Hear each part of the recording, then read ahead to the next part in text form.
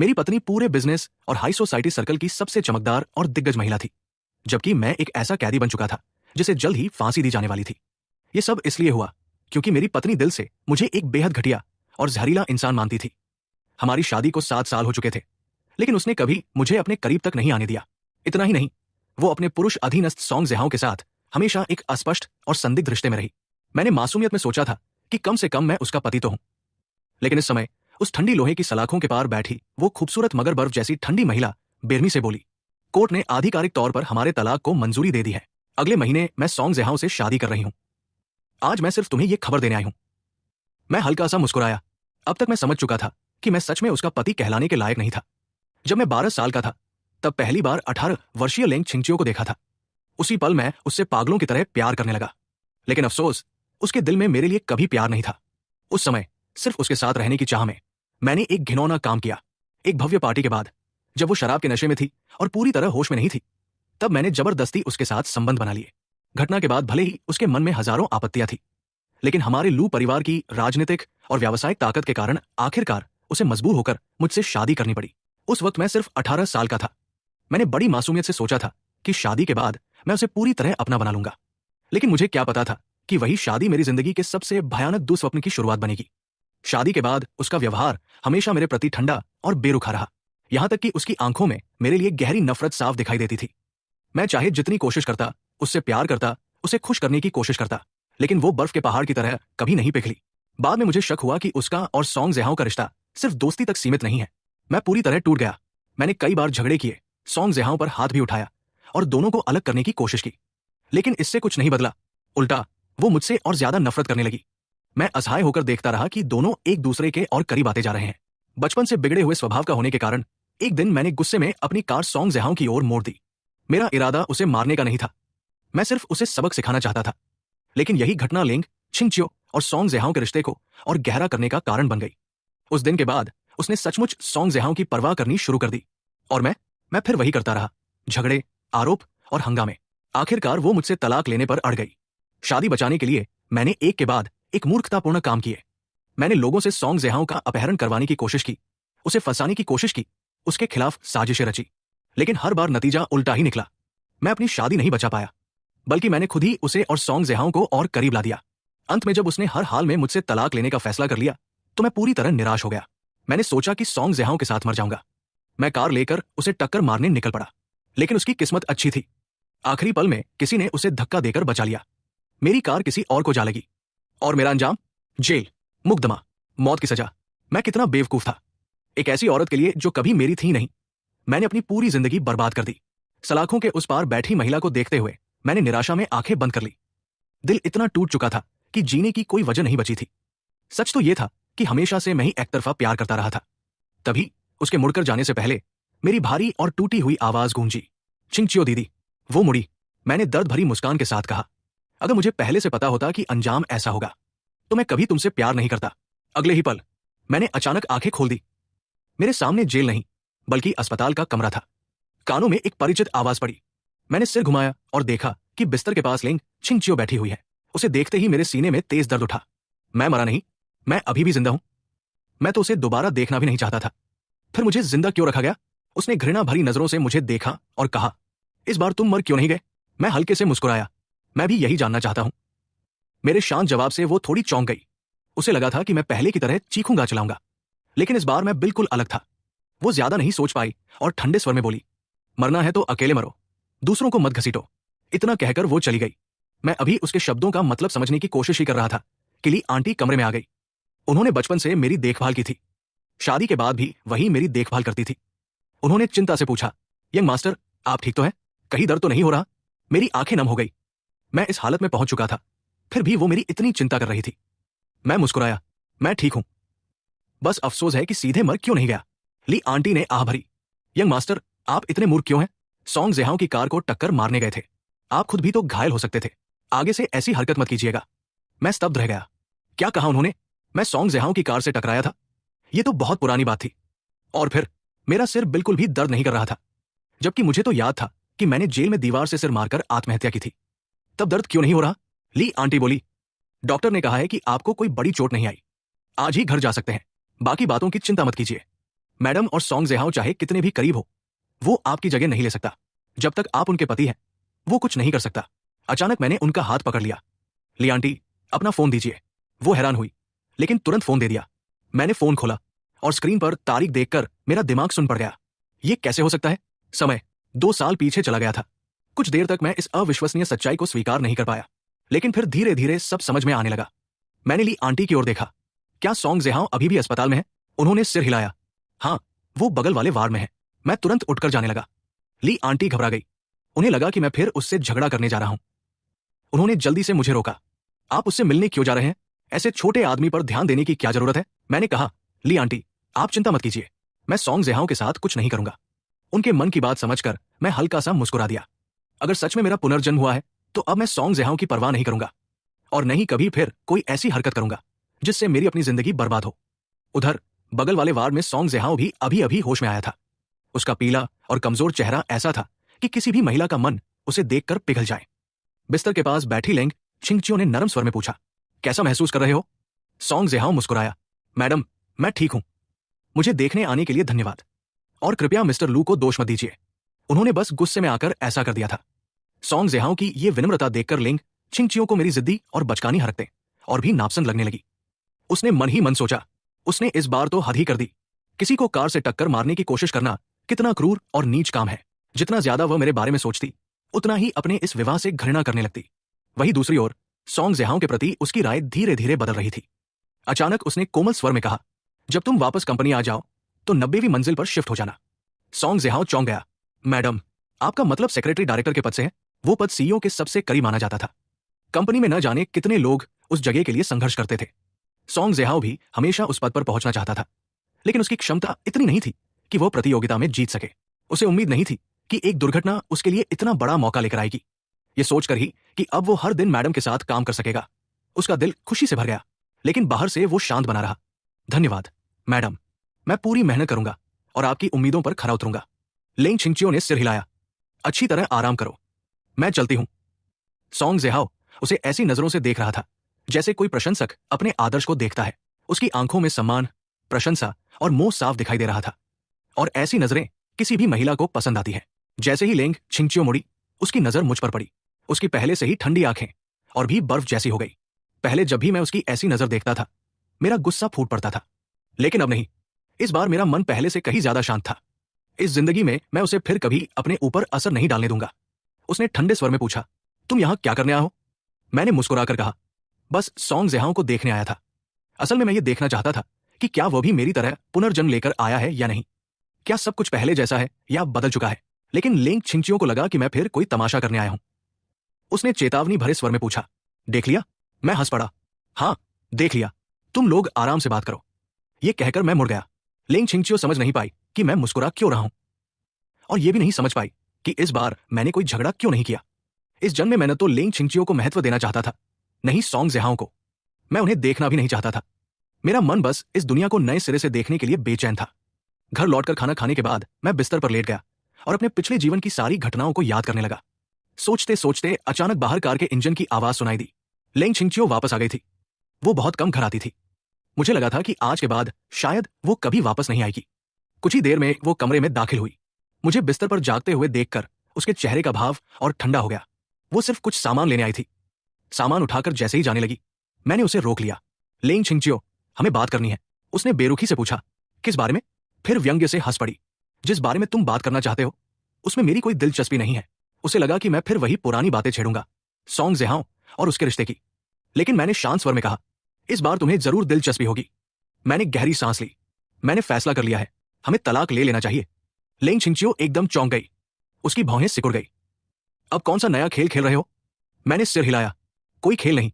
तुम मुझे पसंद नहीं करती और मैं भी अब यह रिश्ता जारी नहीं रखना चाहता, इसलिए तलाक ले लेते हैं। आज पूरे दिन मेरे अजीब व्यवहार को देखकर वो पहले ही उलझन में थी। पहले मैंने उसके प्रति उदासीनता दिखाई, अब मैं खुद तलाक मांग रहा था। वो समझ नहीं पा रही थी कि आखिर मेरे दिमाग में चल क्या रहा है। क्या मैं सच में उससे प्यार करना छोड़ चुका हूं? क्या मैं आखिरकार उसे आजाद कर रहा हूं? उसे इस पर यकीन नहीं था। सच कहूं तो किसी को भी नहीं होता, क्योंकि हर कोई जानता था कि मैं बचपन से ही उससे पागलों की तरह प्यार करता आया हूं। वो ठंडी हंसी हंसी। इस बार का नया ड्रामा वाकई दिलचस्प है। पहले उसे पाने के लिए मैं तरह तरह के हथकंडे अपनाता था। कभी कुछ, कभी कुछ। उसका ध्यान खींचने के लिए हर कुछ दिनों में नया तरीका निकालता था। शायद यही पहला तरीका था जिसने सच में उसका ध्यान खींचा था। मैंने थकी हुई आवाज में कहा, मैं मजाक नहीं कर रहा, मैं सचमुच तलाक चाहता हूं। उसकी आंखें और गहरी हो गई। वो धीरे धीरे मेरी ओर बढ़ने लगी। हर कदम के साथ उसके व्यक्तित्व का दबाव और बढ़ता जा रहा था। लेकिन मैं बिना डरे उसकी आंखों में देखता रहा। मेरे चेहरे पर कोई बनावट नहीं थी। फिर भी वो मुझ पर भरोसा नहीं कर सकती थी, क्योंकि उसके अनुसार मैं अभिनय करने में माहिर था। आखिर उसी अभिनय के सहारे मैंने लोगों की सहानुभूति हासिल की थी और उसे मुझसे शादी करने पर मजबूर कर दिया था। मेरे सामने आकर उसने पूछा, तुम सच में तलाक चाहते हो? मैंने बिना झिझक जवाब दिया, पूरी तरह। वो व्यंग्य से मुस्कुराई। मुझे बेवकूफ बनाकर तुम्हें बहुत मजा आता है ना? मैंने सिर हिलाया। मैं तुम्हारे साथ खेल नहीं खेल रहा। अगर तुम्हें यकीन नहीं है तो मैं अभी तलाक के कागजों पर हस्ताक्षर कर देता हूं। मुझे कुछ नहीं चाहिए, न पैसा न संपत्ति, मुझे सिर्फ तलाक चाहिए।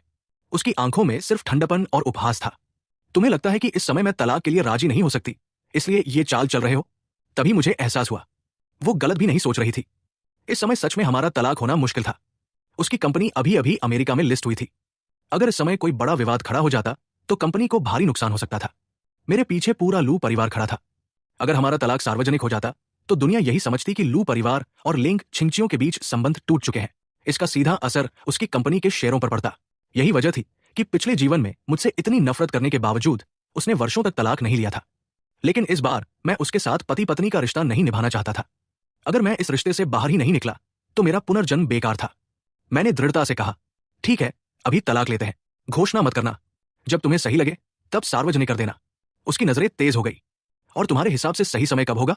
मैंने कहा, 1-2 साल बाद, जब तुम्हारी कंपनी अमेरिका में पूरी तरह स्थिर हो जाए तब।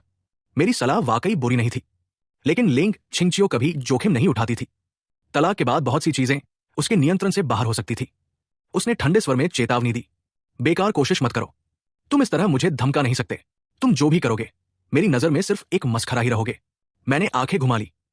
उसे अभी भी लग रहा था कि मैं उसे ब्लैकमेल कर रहा हूं, लेकिन सच तो यह था कि मैं बस उससे छुटकारा चाहता था, क्योंकि अब मैं उससे प्यार नहीं करता था। उसने बिना पलक झपकाए कहा, बहुत अच्छा, आज जो कहा है उसे याद रखना। जब मैं तलाक लेना चाहूंगी तुम्हें बता दूंगी। ये कहकर वो मुड़ी और जाने लगी। मैंने तुरंत उसका हाथ पकड़ लिया। लेंग छिंगचियो, अभी तलाक ले लेते हैं। मैं कसम खाता हूं किसी को नहीं बताऊंगा। मैं तुम्हारा राज छिपा कर रखूंगा। उसने मेरी ओर बर्फ जैसी ठंडी नजरों से देखा। हाथ छोड़ो। फिर तिरस्कार से बोली, तुम खुद को क्या समझते हो? जब चाहो शादी कर लो और जब चाहो तलाक भी। उसने ठंडे स्वर में कहा, तुम्हें क्या लगता है जब तुम्हारा मन करे शादी कर लो और जब मन करे तलाक भी ले लो? आखिर तुम मुझे समझते क्या हो? लेंग छिंगचियो की पूरी जिंदगी उसकी अपनी मर्जी के मुताबिक चली थी। हर चीज उसके नियंत्रण में रहती थी। सिर्फ मैं ही उसकी जिंदगी का ऐसा हिस्सा था जो कभी उसके बस में नहीं आया। मैंने शांत होकर पूछा, बताओ, क्या करूं ताकि तुम मुझसे तलाक लेने के लिए तैयार हो जाओ? तुम जो भी शर्त रखोगी मुझे मंजूर होगी। वो ठंडी हंसी हंस पड़ी। कोई भी शर्त? तो अभी जाकर मर जाओ। जिस दिन तुम मरोगे उसी दिन मैं तुरंत तलाक ले लूंगी। उसकी बातें सुनकर मेरी आंखें हल्के से कांप उठीं। इस जन्म में मैंने खुद को उससे दूर करने का फैसला कर लिया था, लेकिन उसके मुंह से इतने निर्दयी शब्द सुनकर भी मेरा दिल दर्द से भर उठा। मैं मानता हूं मैं कभी अच्छा पति नहीं था। मैंने कई ऐसी हरकतें की जिनसे वह मुझसे नफरत करने लगी, लेकिन मेरे प्यार में कभी कोई झूठ नहीं था। मैंने सचमुच उसे पूरे दिल से चाहा था। और सबसे बड़ी बात, मैंने कभी उसे सच में नुकसान नहीं पहुंचाया। पिछले जन्म में मैं कितना मूर्ख था। मैं समझ ही नहीं पाया कि वह कितनी ठंडी और भावनाहीन इंसान है। इस जन्म में मुझे हर हाल में उससे दूर होना होगा। मैंने उसकी आंखों में देखते हुए एक एक शब्द साफ कहा, लेंग छिंगचियो, पहले जो कुछ भी हुआ उसमें गलती मेरी थी। मैंने तुम्हारे साथ बहुत गलत किया, लेकिन अब मैं सिर्फ इतना चाहता हूं कि हम दोनों एक दूसरे को आजाद कर दें। मैं कसम खाता हूं तलाक के बाद किसी को भी इसकी खबर नहीं दूंगा। इसे कब सार्वजनिक करना है इसका फैसला पूरी तरह तुम्हारा होगा। मुझे लगा इतनी बात सुनने के बाद शायद वो मान जाएगी। आखिर सबसे ज्यादा तलाक तो वही चाहती थी। लेकिन वो धीरे धीरे मेरे करीब आई। उसकी आवाज में खतरे की ठंडक थी। सच सच बताओ, आखिर तुम्हारे दिमाग में चल क्या रहा है? मैंने सिर हिलाया। कुछ भी नहीं। वो हल्का सा मुस्कुराई, लेकिन उसकी मुस्कान बर्फ से भी ज्यादा ठंडी थी। कोई बात नहीं, तुम जो भी चाल चल रहे हो उसका कोई फायदा नहीं होगा। आज के बाद मेरे सामने कोई नया खेल खेलने की कोशिश मत करना। इतना कहकर वो मुड़ी और चली गई। मैंने सिर पकड़ लिया। ये सब मेरी ही गलती थी। पहले मैं उससे इस कदर प्यार करता था कि अब उसे मेरी किसी भी बात पर भरोसा नहीं रहा। उसे लगता था कि मैं जो भी करता हूं सिर्फ उसे पाने के लिए करता हूं। यहां तक कि अगर मैं सच में तलाक चाहता हूं तो भी उसे यही लगता है कि मैं किसी नए तरीके से उसे परेशान करना चाहता हूं। कभी मैंने उसे पाने के लिए हर संभव कोशिश की थी, और अब उसी से तलाक लेने के लिए मुझे फिर उतनी ही मेहनत करनी पड़ रही थी। क्या इससे बड़ी विडंबना हो सकती है? मेरे दादाजी सेना में बहुत ऊंचे पद पर रह चुके थे। लोग उन्हें सम्मान से जनरल लू कहते थे। लू परिवार का राजनीतिक और व्यावसायिक दोनों क्षेत्रों में जबरदस्त प्रभाव था, इसलिए मैं असली मायनों में एक बड़े खानदान का वारिस था। लेंग छिंगचियो का परिवार भी कम ताकतवर नहीं था। फर्क बस इतना था कि उनका पूरा ध्यान व्यापार पर था। आज उसका बिजनेस साम्राज्य पूरे सी सिटी का नंबर एक समूह बन चुका था। मैं जानता था कि उसकी काबिलियत असाधारण है। बहुत जल्द वह अपने साम्राज्य को पूरी दुनिया तक पहुंचा देगी। उस दिन वो पूरे चीन की सबसे प्रभावशाली और सबसे मूल्यवान महिला बन जाएगी। फिलहाल किसी तरह मैं अभी भी उसके लायक माना जा सकता था, लेकिन उस मुकाम पर पहुंचने के बाद मैं उसके बराबर कभी नहीं रह पाऊंगा। शायद उस समय उसके योग्य सिर्फ कोई राजकुमार ही होगा, लेकिन फिर भी इतनी महान महिला आखिरकार एक साधारण आदमी सोंग ज़ेहाओ से शादी करेगी। यही साबित करने के लिए काफी था कि दोनों का प्यार सच्चा था। मैंने मन ही मन फैसला कर लिया, इस बार मैं उन दोनों को मिलाऊंगा। लेकिन अभी नहीं, मैं इंतजार करूंगा जब तक लेंग छिंगचियो सचमुच सोंग ज़ेहाओ से प्यार नहीं करने लगती। तभी वो खुशी खुशी मुझे तलाक देगी। अगली सुबह मैं लू परिवार की पुरानी हवेली पहुंचा। दादाजी को देखते ही मेरी आंखें भर आई। दादाजी, मैंने भर्राई हुई आवाज में पुकारा। मुझे देखकर उनके चेहरे पर तुरंत मुस्कान खिल उठी। उन्होंने प्यार से पूछा, आ गए मेरे बच्चे? मैंने बात बदलते हुए कहा, दादाजी, आज मेरा कोई काम नहीं है, आज पूरा दिन आपके साथ बिताऊं? मेरी बात सुनकर उनका चेहरा खुशी से चमक उठा। उन्होंने तुरंत सिर हिलाया। अगर मेरा पोता खुद मेरे साथ समय बिताना चाहता है तो इससे बड़ी खुशी मेरे लिए क्या होगी? दादाजी को इतना खुश देखकर मेरा दिल अपराध बोध से भर गया। पिछले जन्म में मैं सचमुच बहुत बड़ा नालायक पोता था। मैंने कभी उनके साथ समय नहीं बिताया। मैं बचपन से ही चंचल और घर से बाहर रहने वाला इंसान था। लेकिन आज मैं पूरे दिन चुपचाप उनके साथ रहा। हमने आंगन में बैठकर शतरंज खेली, फिर बगीचे के मंडप में बैठकर चाय पी और लंबी बातें की। यहां तक कि उनके साथ पुराने क्लासिक नाटक भी बड़े ध्यान से देखे। मेरा ये बदला हुआ व्यवहार देखकर दादाजी को भी अजीब लगने लगा। आखिर उन्होंने पूछ ही लिया, ज़ेछुआन, सच बताओ, बाहर फिर कोई बड़ी मुसीबत खड़ी कर दी है क्या?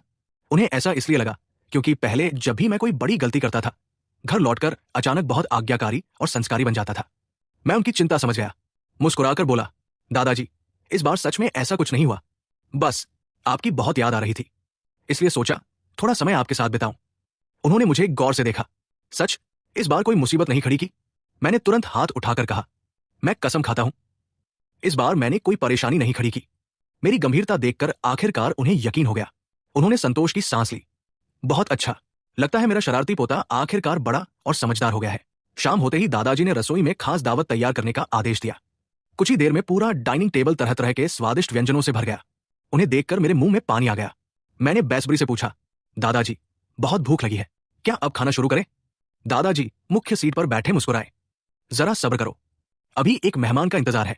इतने में बाहर से बटलर की आवाज आई, सर, मिस लेंग छिंगचियो आ गई है। ये नाम सुनते ही मैंने अनायास दरवाजे की ओर देखा। सफेद डिजाइनर ड्रेस पहने हमेशा की तरह खूबसूरत और शालीन लेंग छिंगचियो अंदर चली आ रही थी। अंदर आते ही उसने बस एक पल के लिए मेरी तरफ देखा, फिर सीधे दादाजी की ओर बढ़ गई। वो मुस्कुराकर बोली, दादाजी, आपकी तबीयत कैसी है? मैं आपके लिए कुछ बढ़िया टॉनिक और सप्लीमेंट्स लाई हूं, बाद में चक्कर बताइएगा कि पसंद आए या नहीं। दादाजी खुशी से खिल उठे, पसंद आएंगे क्यों नहीं, मेरी पोती जो भी लाती है वो मुझे हमेशा पसंद आता है। आओ जल्दी बैठो, हम लोग बस खाना शुरू ही करने वाले थे। मैंने देखा कि वह आकर ठीक मेरे सामने वाली कुर्सी पर बैठ गई। उसी पल मुझे सब समझ आ गया। आज उसका अचानक इस घर आना कोई संयोग नहीं था। जरूर दादाजी ने उसे खुद फोन करके बुलाया होगा। वो बस चाहते थे कि परिवार के साथ एक साधारण डिनर के बहाने हम दोनों के रिश्ते में आई दूरियां कुछ कम हो जाए। दादाजी बस यही चाहते थे कि हम दोनों पति पत्नी के बीच जमी बर्फ कुछ तो पिघले। लेकिन उन्हें क्या पता, समस्या ये नहीं थी कि मैं रिश्ता सुधारना चाहता हूं या नहीं। असल समस्या ये थी कि लेंग छिंगचियो दिल से ही मुझसे कोई रिश्ता रखना नहीं चाहती थी। जब भी वो मुझे देखती, उसकी आंखों की ठंडक इतनी भारी होती कि मुझे सांस लेना तक मुश्किल लगने लगता। खाने की मेज पर दादाजी ने हम दोनों को देखा। हम एक दूसरे के सामने बैठे थे, लेकिन ऐसा लग रहा था जैसे दो अजनबी हों। उन्होंने जानबूझकर गंभीर चेहरा बनाकर मुस्कुराते हुए पूछा, तुम दोनों को आज क्या हो गया है? ज़ेछुआन, सच सच बता, क्या फिर से कोई ऐसी हरकत कर दी जिससे छिंगचियो नाराज हो गई? मैं बिल्कुल नहीं चाहता था कि बात इस तरफ बढ़े। जल्दी से बात बदलते हुए बोला, दादाजी, आप भी ना, इतना मत सोचिए। मुझे तो बस इतनी भूख लगी है कि पेट में चूहे दौड़ रहे हैं, पहले खाना खा लेने दीजिए। मेरी बात सुनकर दादाजी जोर से हंस पड़े। अच्छा अच्छा, चलो अब सब लोग खाना शुरू करो। तुम दोनों दिन भर काम में इतने व्यस्त रहते हो, आज बड़ी मुश्किल से मौका मिला है कि मेरे साथ बैठकर खाना खा रहे हो। आज तुम दोनों को भरपेट खाना होगा, समझे? मैं मुस्कुराकर बोला, जी दादाजी, लेकिन आपको भी खूब खाना होगा, अपनी सेहत का भी ध्यान रखिए। ये कहते हुए मैंने सर्विंग चॉपस्टिक उठाई और दादाजी की प्लेट में उनकी पसंद के नरम और स्वादिष्ट व्यंजन परोसने लगा। हालांकि माहौल थोड़ा अजीब था, लेकिन पूरा डिनर आश्चर्यजनक रूप से काफी अच्छा बीता। मैं लगातार मजाक सुनाकर दादाजी को हंसाने की कोशिश करता रहा। दूसरी ओर दादाजी बीच बीच में लेंग छिंगचियो से बिजनेस और परिवार के कुछ जरूरी मामलों पर चर्चा करते रहे। हम तीनों की वजह से मेज पर कभी सन्नाटा नहीं छाया, लेकिन इस चहल पहल के बीच भी एक अजीब सी दूरी साफ महसूस हो रही थी, क्योंकि मैं और लेंग छिंगचियो पूरी डिनर के दौरान एक दूसरे से एक भी शब्द नहीं बोले। जैसे ही खाना खत्म हुआ, लेंग छिंगचियो तुरंत उठ खड़ी हुई। दादाजी, कंपनी में कुछ जरूरी काम बाकी है, मुझे अभी ऑफिस जाना होगा, आज ज्यादा देर नहीं रुक पाऊंगी, फुर्सत मिलते ही फिर आपसे मिलने आऊंगी। दादाजी ने बाहर का अंधेरा देखा और हैरानी से पूछा, इतनी रात हो गई है, इतना भी क्या काम है जो अभी करना जरूरी है? उसने शांत स्वर में जवाब दिया, कुछ बहुत जरूरी दस्तावेज है, उन पर मुझे खुद साइन और मंजूरी देनी है। दादाजी जानते थे कि वो अपने काम को लेकर कितनी गंभीर रहती है। उन्होंने सिर हिलाया, ठीक है, फिर मैं तुम्हें नहीं रोकूंगा, वैसे भी देर हो चुकी है, तुम दोनों साथ में घर चले जाओ, फुर्सत मिले तो फिर आ जाना। ये सुनते ही मेरा दिल बैठ गया। मैं बिल्कुल उसके साथ वापस नहीं जाना चाहता था। मैं झिझकते हुए बोला, दादाजी, अगर आप इजाजत दें तो मैं आज रात यहीं रुक जाऊं, आपके साथ थोड़ा और समय बिताना चाहता हूं। असल वजह कुछ और थी। मैं उस ठंडे और वीरान घर में वापस नहीं जाना चाहता था, और उससे भी ज्यादा मैं लेंग छिंगचियो के साथ एक ही छत के नीचे रहना नहीं चाहता था। पुनर्जन्म के बाद मेरे मन में उसके लिए नफरत नहीं बची थी। मैंने पिछले जन्म की सारी कटुता छोड़ दी थी, लेकिन जिस इंसान से कभी मैंने जान से भी ज्यादा प्यार किया हो, उसे अचानक पूरी तरह अजनबी मान लेना इतना आसान नहीं होता। मेरी बात सुनकर दादाजी की भौहें सिकुड़ गई। उन्होंने तेज नजरों से मुझे देखा। मैं तभी से देख रहा हूं, तुम दोनों के बीच कुछ तो गड़बड़ है। अब सच सच बताओ, तुम दोनों के बीच आखिर हुआ क्या है? मैं डर गया कि कहीं ज्यादा चिंता करके उनकी तबीयत खराब न हो जाए। मैंने तुरंत हाथ हिलाते हुए कहा, नहीं दादाजी, ऐसी कोई बात नहीं है, हमारे बीच सब ठीक है। लेकिन दादाजी इतने आसानी से मानने वाले नहीं थे। उन्होंने फिर पूछा, अगर सब ठीक है तो अपनी पत्नी के साथ घर क्यों नहीं जा रहे? तुम दोनों कानूनी तौर पर पति पत्नी हो। असल में उन्हें सबसे ज्यादा हैरानी इस बात की थी कि पहले वाला मैं तो हर वक्त लेंग छिंगचियो के पीछे पीछे घूमता रहता था। जहां वो जाती मैं भी वहीं पहुंच जाता, चाहे कैसी भी जगह क्यों न हो। लेकिन आज मैं खुद उसके साथ घर जाने से बच रहा था। दादाजी की नजर में यह बहुत बड़ी बात थी। मैंने पूरी शांति बनाए रखते हुए फिर वही बहाना दोहराया, दादाजी, सच में आप ज्यादा सोच रहे हैं, मैं बस आपके साथ थोड़ा और समय बिताना चाहता था। लेकिन दादाजी का इरादा साफ था। वो हर हाल में चाहते थे कि हम दोनों साथ रहें। उन्होंने बिना किसी झिझक के कहा, आज तुम पूरा दिन मेरे साथ रहे, मैं बहुत खुश हूं। अब जिद मत करो, जल्दी से छिंगचियो के साथ घर जाओ, जब फुर्सत मिलेगी फिर आ जाना। उनका फैसला सुनकर मेरे पास मानने के अलावा कोई रास्ता नहीं था। मैंने सिर झुकाकर कहा, ठीक है दादाजी, मैं चलता हूं, आप अपना ख्याल रखिएगा, जल्द ही फिर मिलने आऊंगा। मैं जानता था कि अगर मैंने और जिद की तो दादाजी को हमारी शादी पर और ज्यादा शक हो जाएगा।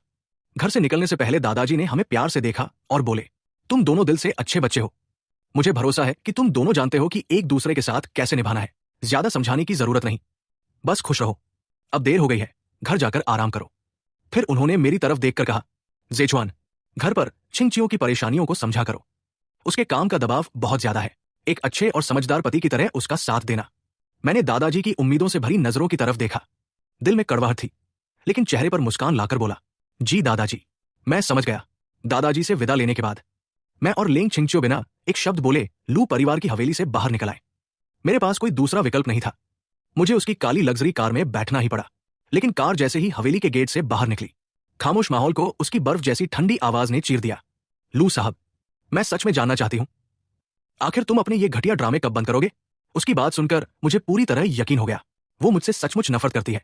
और अब पुनर्जन्म लेकर लौटे मेरे मन में भी सिर्फ एक ही इच्छा बची थी, जितनी जल्दी हो सके उससे तलाक लेकर हमेशा के लिए अलग हो जाऊं। शुरुआत में मैंने सोचा था कि बड़ी तस्वीर को देखते हुए कुछ समय तक इस नाम मात्र की शादी को निभा लूंगा, लेकिन मैं गलत था। हर दिन वो मुझे जिस नफरत भरी नजर से देखती थी, मानो मैं कोई बेहद घिनौना कीड़ा हूं। मैं 2 जिंदगियां जी चुका था, इस बार मैं अपनी इज्जत खोकर नहीं जीना चाहता था। अब मैं खुद को और अपमानित नहीं होने दूंगा। मैं किसी भी कीमत पर उसकी तिरस्कार भरी निगाहें और नहीं सह सकता था। घर लौटने के बाद, घर लौटते ही मेरे अंदर का गुस्सा फूट पड़ा। मैंने उसी रात तुरंत तलाक के कागज साफ सुथरे तरीके से तैयार करके प्रिंट कर लिए। अगली सुबह अभी ठीक से उजाला भी नहीं हुआ था कि मैं उठ बैठा। मेरा इरादा साफ था, जैसे ही लेंग छिंगचियो घर से निकलने लगे, मैं सबसे पहले उसके हाथ में तलाक के कागज थमा दूंगा। लेकिन शायद मैं जरूरत से ज्यादा जल्दी उठ गया था। जब फाइल लेकर नीचे लिविंग रूम में पहुंचा, तब तक लेंग छिंगचियो उठी भी नहीं थी। इंतजार करने के अलावा मेरे पास कोई और रास्ता नहीं था। मैं सोफे पर बैठकर आंखें बंद किए उसका इंतजार करने लगा।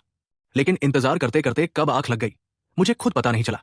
थोड़ी देर बाद लेंग छिंगचियो तैयार होकर नीचे आई। जैसे ही उसकी नजर सोफे पर सोए हुए मुझ पर पड़ी, वो कुछ पल के लिए ठिठक गई। उसे सच में हैरानी हुई। उसकी नजर में जब मैं चुपचाप सो रहा था, तब पहली बार मैं थोड़ा अच्छा लग रहा था।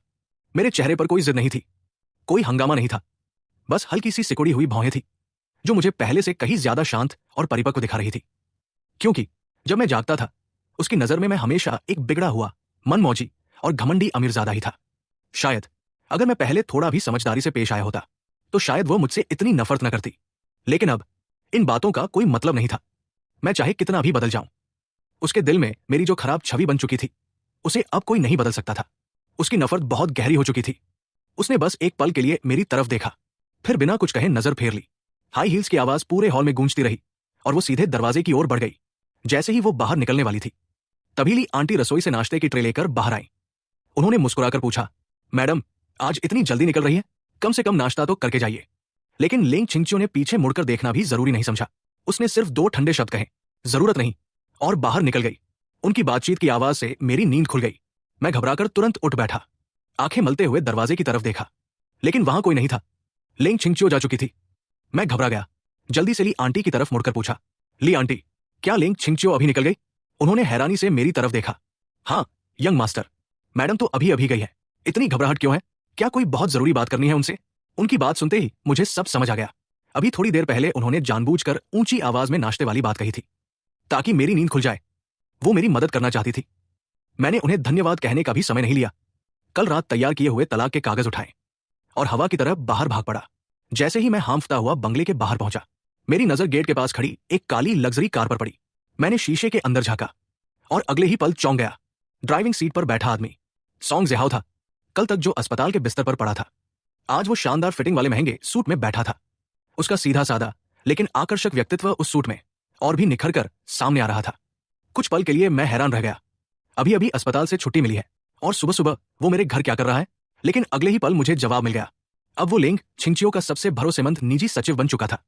एक निजी सचिव का अपनी बॉस को घर से लेकर ऑफिस जाना पूरी तरह सामान्य बात थी। मैंने मन ही मन कड़वी हंसी हंसी। अब समझ में आता है लेंग छिंगचियो आखिर उससे इतना प्यार क्यों करने लगी थी। सॉन्ग ज़िहाओ मेहनती था, जिम्मेदार था और हर काम बेहद सोच समझ कर करता था। उसके जैसे इंसान के सामने मैं सचमुच एक बिगड़ा हुआ अमीरजादा ही लगता था। बचपन से मिली हर जिद, हर घमंड, हर लापरवाही सब और भी बदसूरत दिखाई देती थी। पिछले जन्म में हमारे बीच जो कुछ हुआ था, उसके बाद इस जन्म में मैंने फैसला किया था कि मैं सॉन्ग ज़िहाओ से कभी दुश्मनी नहीं रखूंगा, न उसे नुकसान पहुंचाऊंगा, न उसके रास्ते में आऊंगा। लेकिन जब आज मैंने उसे इतनी करीब से देखा, तो दिल में फिर भी एक हल्का सा दर्द उठ ही गया, एक अजीब सी कसक, जिसे मैं चाहकर भी पूरी तरह मिटा नहीं पाया। मैंने मन ही मन लंबी सांस ली। तुम दोनों आखिर कब साथ आओगे? जल्दी से अपने प्यार का इजहार करो और शादी कर लो। मैंने मन ही मन कसम खाई, जिस दिन ये दोनों खुलकर अपने रिश्ते का ऐलान करेंगे। मैंने मन ही मन कसम खाई, जिस दिन ये दोनों खुलकर अपने रिश्ते का ऐलान करेंगे, उस दिन मैं पूरे शहर की सबसे महंगी और बेहतरीन शैंपेन खरीदूंगा, बोतल खोलकर जी भरकर जश्न मनाऊंगा, क्योंकि उसी दिन मैं इस दुस्वप्न जैसी शादी से हमेशा के लिए आजाद हो जाऊंगा। मैं वही खड़ा कार की खिड़की से सॉन्ग ज़िहाओ को देख रहा था। शायद उसे मेरे देखने का एहसास हो गया। वो अचानक मुड़ा और उसकी नजर सीधे मुझ पर पड़ी। मुझे इतनी सुबह हाथ में फाइल लेकर बाहर खड़ा देखकर वो साफ तौर पर चौंक गया। उधर पीछे की सीट पर बैठी लेंग छिंगचियो आंखें बंद करके आराम कर रही थी। सॉन्ग ज़िहाओ के चेहरे का बदला हुआ भाव देखकर उसने भी उसकी नजर का पीछा किया। जैसे ही उसने मुझे देखा, उसकी खूबसूरत आंखें तुरंत सतर्क हो गई। उसे लगा मैं फिर कोई नया तमाशा करने आया हूं। उसकी नजर से नजर मिलते ही मेरा ध्यान वापस वर्तमान में आ गया। तभी मुझे अपना असली मकसद याद आया। मैं तेजी से कार के पास गया और फाइल उसकी तरफ बढ़ाते हुए बोला, ये तुम्हारे लिए है, इसे जरूर पढ़ना। पढ़ने के बाद मुझे जवाब देना। असल में मैं कहना चाहता था कि इसमें तलाक के कागज है, लेकिन हमारे तलाक की बात फिलहाल किसी और को पता नहीं चलनी चाहिए थी, इसलिए मैंने सिर्फ इतना ही कहा। लेंग छिंगचियो ने ठंडे स्वर में पूछा, क्या है इसमें? मैंने मुस्कुराकर कहा, पढ़ोगी तो खुद समझ जाओगी, लेकिन इसे सिर्फ तुम ही पढ़ना। मैंने जबरदस्ती फाइल उसके हाथ में थमा दी, फिर मुड़कर चला गया। चलते चलते भी बार बार यही कहता रहा, याद से जवाब देना। लेंग छिंगचियो ने हल्का सा भौहें सिकोड़ ली। वो समझ नहीं पा रही थी कि आखिर मैं क्या करना चाहता हूं, लेकिन उसने कुछ पूछा नहीं। कार आगे बढ़ गई। ऑफिस पहुंचने के बाद जब वो कार से उतरी तो उसकी नजर एक बार फिर उस फाइल पर पड़ी। कुछ पल सोचने के बाद वो उसे अपने साथ अंदर ले गई, लेकिन ऑफिस पहुंचते ही काम का ढेर उसका इंतजार कर रहा था। वो लगातार मीटिंग और फाइलों में उलझी रही और देखते ही देखते मेरी दी हुई फाइल पूरी तरह उसके दिमाग से निकल गई। मैं पूरे दिन उसके जवाब का इंतजार करता रहा, लेकिन कोई जवाब नहीं आया। क्या वो अब भी तलाक के लिए तैयार नहीं है? मैंने तो समझौते में सब कुछ साफ साफ लिख दिया था। मैंने ये तक लिख दिया था कि मैं कभी भी हमारे तलाक की बात किसी को नहीं बताऊंगा। अगर मैंने वादा तोड़ा तो मैं उसे 10 करोड़ युआन, लगभग 1 करोड़ आरएमबी का हर्जाना दूंगा। मेरे पास तो इतने पैसे थे ही नहीं, और लू परिवार भी मेरे लिए इतनी बड़ी रकम कभी नहीं देता। इसलिए मैं वादा तोड़ने की हिम्मत भी नहीं कर सकता था। इतनी बड़ी गारंटी देने के बाद उसे मुझ पर भरोसा हो जाना चाहिए था। शाम को लेंग छिंगचियो घर लौटी। जैसे ही वो अंदर आई, मैं तुरंत उसके पास पहुंच गया। जो फाइल मैंने दी थी उसे पढ़ लिया। वो कुछ पल सोचती रही, फिर जैसे उसे अचानक याद आया कि मैंने उसे कोई फाइल दी थी। उसका चेहरा देखकर ही मुझे समझ आ गया, उसने उसे खोला तक नहीं था। मैंने हैरानी से पूछा, तुमने देखा भी नहीं? वो बिना जवाब दिए सीधे स्टडी रूम की तरफ बढ़ गई। बस इतना कहा। समय नहीं मिला। मैं उसके पीछे पीछे चल पड़ा। मैंने कितनी बार कहा था कि जरूर पढ़ना, एक बार देख लेने में कितना समय लगता है। वो व्यंग्य से मुस्कुराई। मेरा समय इतना सस्ता नहीं है कि तुम्हारी बातों पर बर्बाद करूं। उसके लिए हर मिनट की कीमत थी, और वो अपना एक सेकंड भी मुझ पर खर्च नहीं करना चाहती थी। पहले भी वो अक्सर मुझे इसी तरह ठुकराती थी। अगर कोई संत भी मेरी जगह होता तो उसका भी दिल दुख जाता। मैंने गहरी सांस लेकर कहा, उसमें तलाक के कागज है। अगर तुम पढ़ लेती तो यकीनन तलाक के लिए मान जाती। खैर, अगर नहीं पढ़ा तो कोई बात नहीं, मैं अभी नई कॉपी निकाल देता हूं। यह सुनते ही उसका चेहरा बर्फ जैसा ठंडा हो गया। उसकी आंखें किसी तेज धार वाले चाकू की तरह मुझ पर टिक गई। तलाक? तुम्हें इसी समय यह ड्रामा करना था? उसे यकीन था कि मैं जानबूझकर कंपनी के इस नाजुक दौर में उसे परेशान कर रहा हूं। उसे बिल्कुल भरोसा नहीं था कि मैं सच में तलाक चाहता हूं। उसके हिसाब से मैं बस ये जानता था कि वो अभी तलाक नहीं दे सकती, इसलिए मैं जानबूझकर ये चाल चल रहा था। मैंने तुरंत सफाई दी, ऐसी बात नहीं है, पहले कागज पढ़ लो, तब समझ जाओगी कि मैं सचमुच गंभीर हूं। और मैं वादा करता हूं, इससे तुम्हारे काम पर जरा भी असर नहीं पड़ेगा। वो ठंडी हंसी हंस पड़ी। मुझ पर असर नहीं पड़ेगा?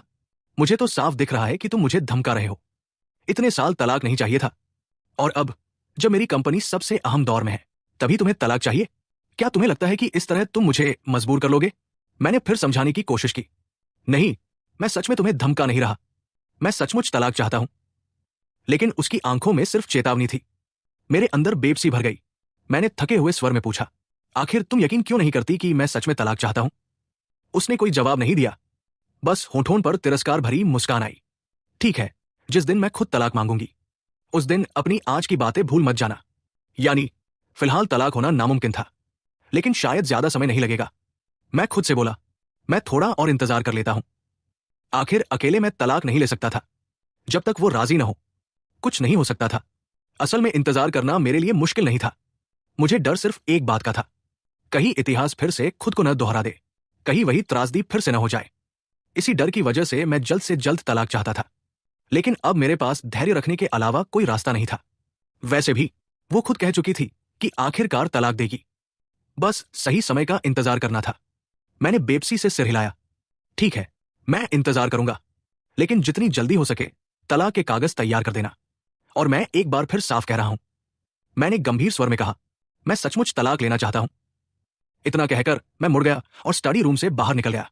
लिंग छिंगचियो मेरी जाती हुई पीठ को देर तक देखती रही। उसके चेहरे पर पहली बार उलझन साफ दिखाई दे रही थी। उसके मन में एक ही सवाल घूम रहा था, क्या इस बार यह सचमुच गंभीर है? लेकिन उसे समझ नहीं आ रहा था कि मैं अचानक तलाक पर इतना क्यों अड़ा हुआ हूं। आखिर पिछले 3 सालों से वो मुझे लगातार ठुकराती रही थी। उसने कभी मुझे अच्छा चेहरा नहीं दिखाया, फिर भी मैंने कभी हार नहीं मानी। अब अचानक मेरा मन कैसे बदल गया? उसे ये सब किसी चमत्कार से कम नहीं लग रहा था। लेकिन चाहे मेरी वजह कुछ भी हो, अगर मैं सच में तलाक चाहता हूं तो उसके लिए इससे अच्छी बात और क्या हो सकती थी। उसने मन ही मन फैसला किया, जैसे ही ये मुश्किल दौर खत्म होगा वो तुरंत मुझसे तलाक ले लेगी। लेकिन अगले ही दिन सब कुछ उलट पुलट हो गया। सुबह ऑफिस पहुंचने से पहले ही लेंग छिंगचियो को खबर मिल गई। उसके तलाक की बात इंटरनेट पर वायरल हो चुकी थी। यहां तक कि तलाक के समझौते की पूरी कॉपी भी ऑनलाइन लीक हो गई थी। अब लगभग हर कोई जान चुका था कि वो अपने पति से तलाक लेने वाली है। ऑफिस जाते समय उसका फोन लगातार बजता रहा। हर कॉल पर वही सवाल था, क्या तलाक की खबर सच है? आखिरकार परेशान होकर उसने फोन ही बंद कर दिया। ऑफिस पहुंचते ही वो तेज कदमों से अंदर गई। उसके पीछे 7-8 सहायक और सचिव चल रहे थे। उसने बर्फ जैसे ठंडे स्वर में पूछा, आखिर ये सब हुआ कैसे? उसकी तीखी नजर देखकर सबके चेहरे का रंग उड़ गया। वैसे भी वो बिना गुस्सा किए ही लोगों पर दबाव बना देती थी, और जब सच में नाराज हो जाए तो कोई भी उसके सामने बोलने की हिम्मत नहीं करता था। पूरा कमरा खामोश हो गया। तभी मुख्य सचिव सॉन्ग जेहाओ आगे बढ़ा। मैडम, ये हमारी लापरवाही थी। कल आपकी मेज पर रखा हुआ फाइल बैग गलती से खुल गया था। उसी में हमें तलाक का समझौता मिला, लेकिन मैंने साफ निर्देश दिए थे कि यह बात किसी भी हालत में बाहर नहीं जानी चाहिए। दरअसल कल लेंग छिंगचियो ऑफिस से जल्दी निकल गई थी। उसके जाने के बाद भी कई सचिव ऑफिस में मौजूद थे। आमतौर पर उसकी गोपनीय फाइलें ताले में रखी जाती थी। जो फाइलें बाहर रहती थी वे ज्यादा महत्वपूर्ण नहीं होती थी, लेकिन वो मेरी दी हुई फाइल के बारे में पूरी तरह भूल चुकी थी। अगर उसे याद रहता तो वो कभी उसे मेज पर यूं ही नहीं छोड़ती। लेकिन भले ही फाइल खुल गई थी, फिर भी किसी को यह खबर बाहर फैलाने का हक नहीं था। सब अच्छी तरह जानते थे कि यह कंपनी के लिए सबसे नाजुक समय था।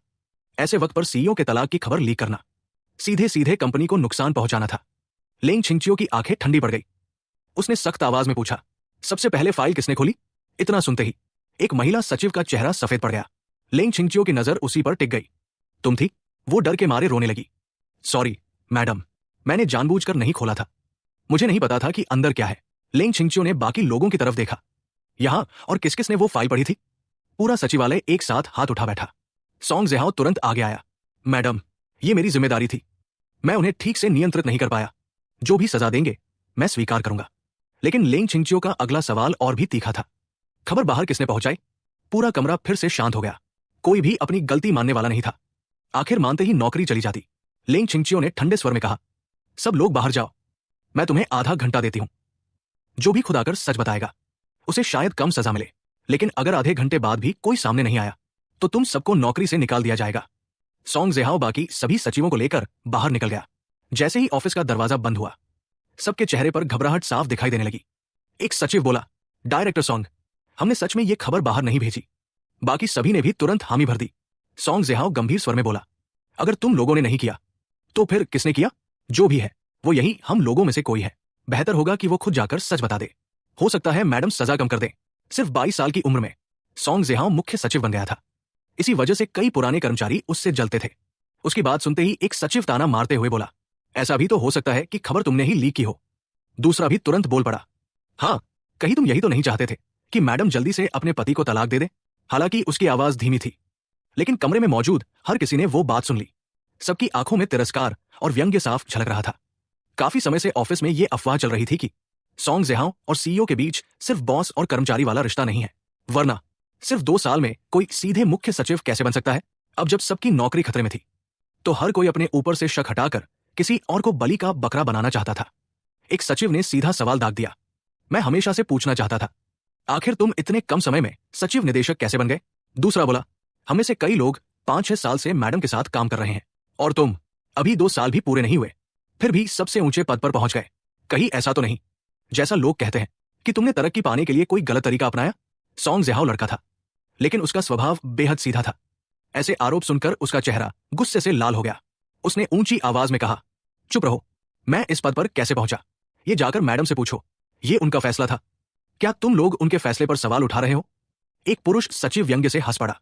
मैडम के फैसले पर सवाल उठाने की हमारी हिम्मत नहीं है, लेकिन कुछ लोग पर्दे के पीछे क्या क्या करते हैं ये बात हम नहीं जानते। एक पुरुष सचिव व्यंग्य से बोला, और मान भी लो कि मैडम अपने पति से तलाक ले तो भी कुछ लोगों की बारी कभी नहीं आएगी।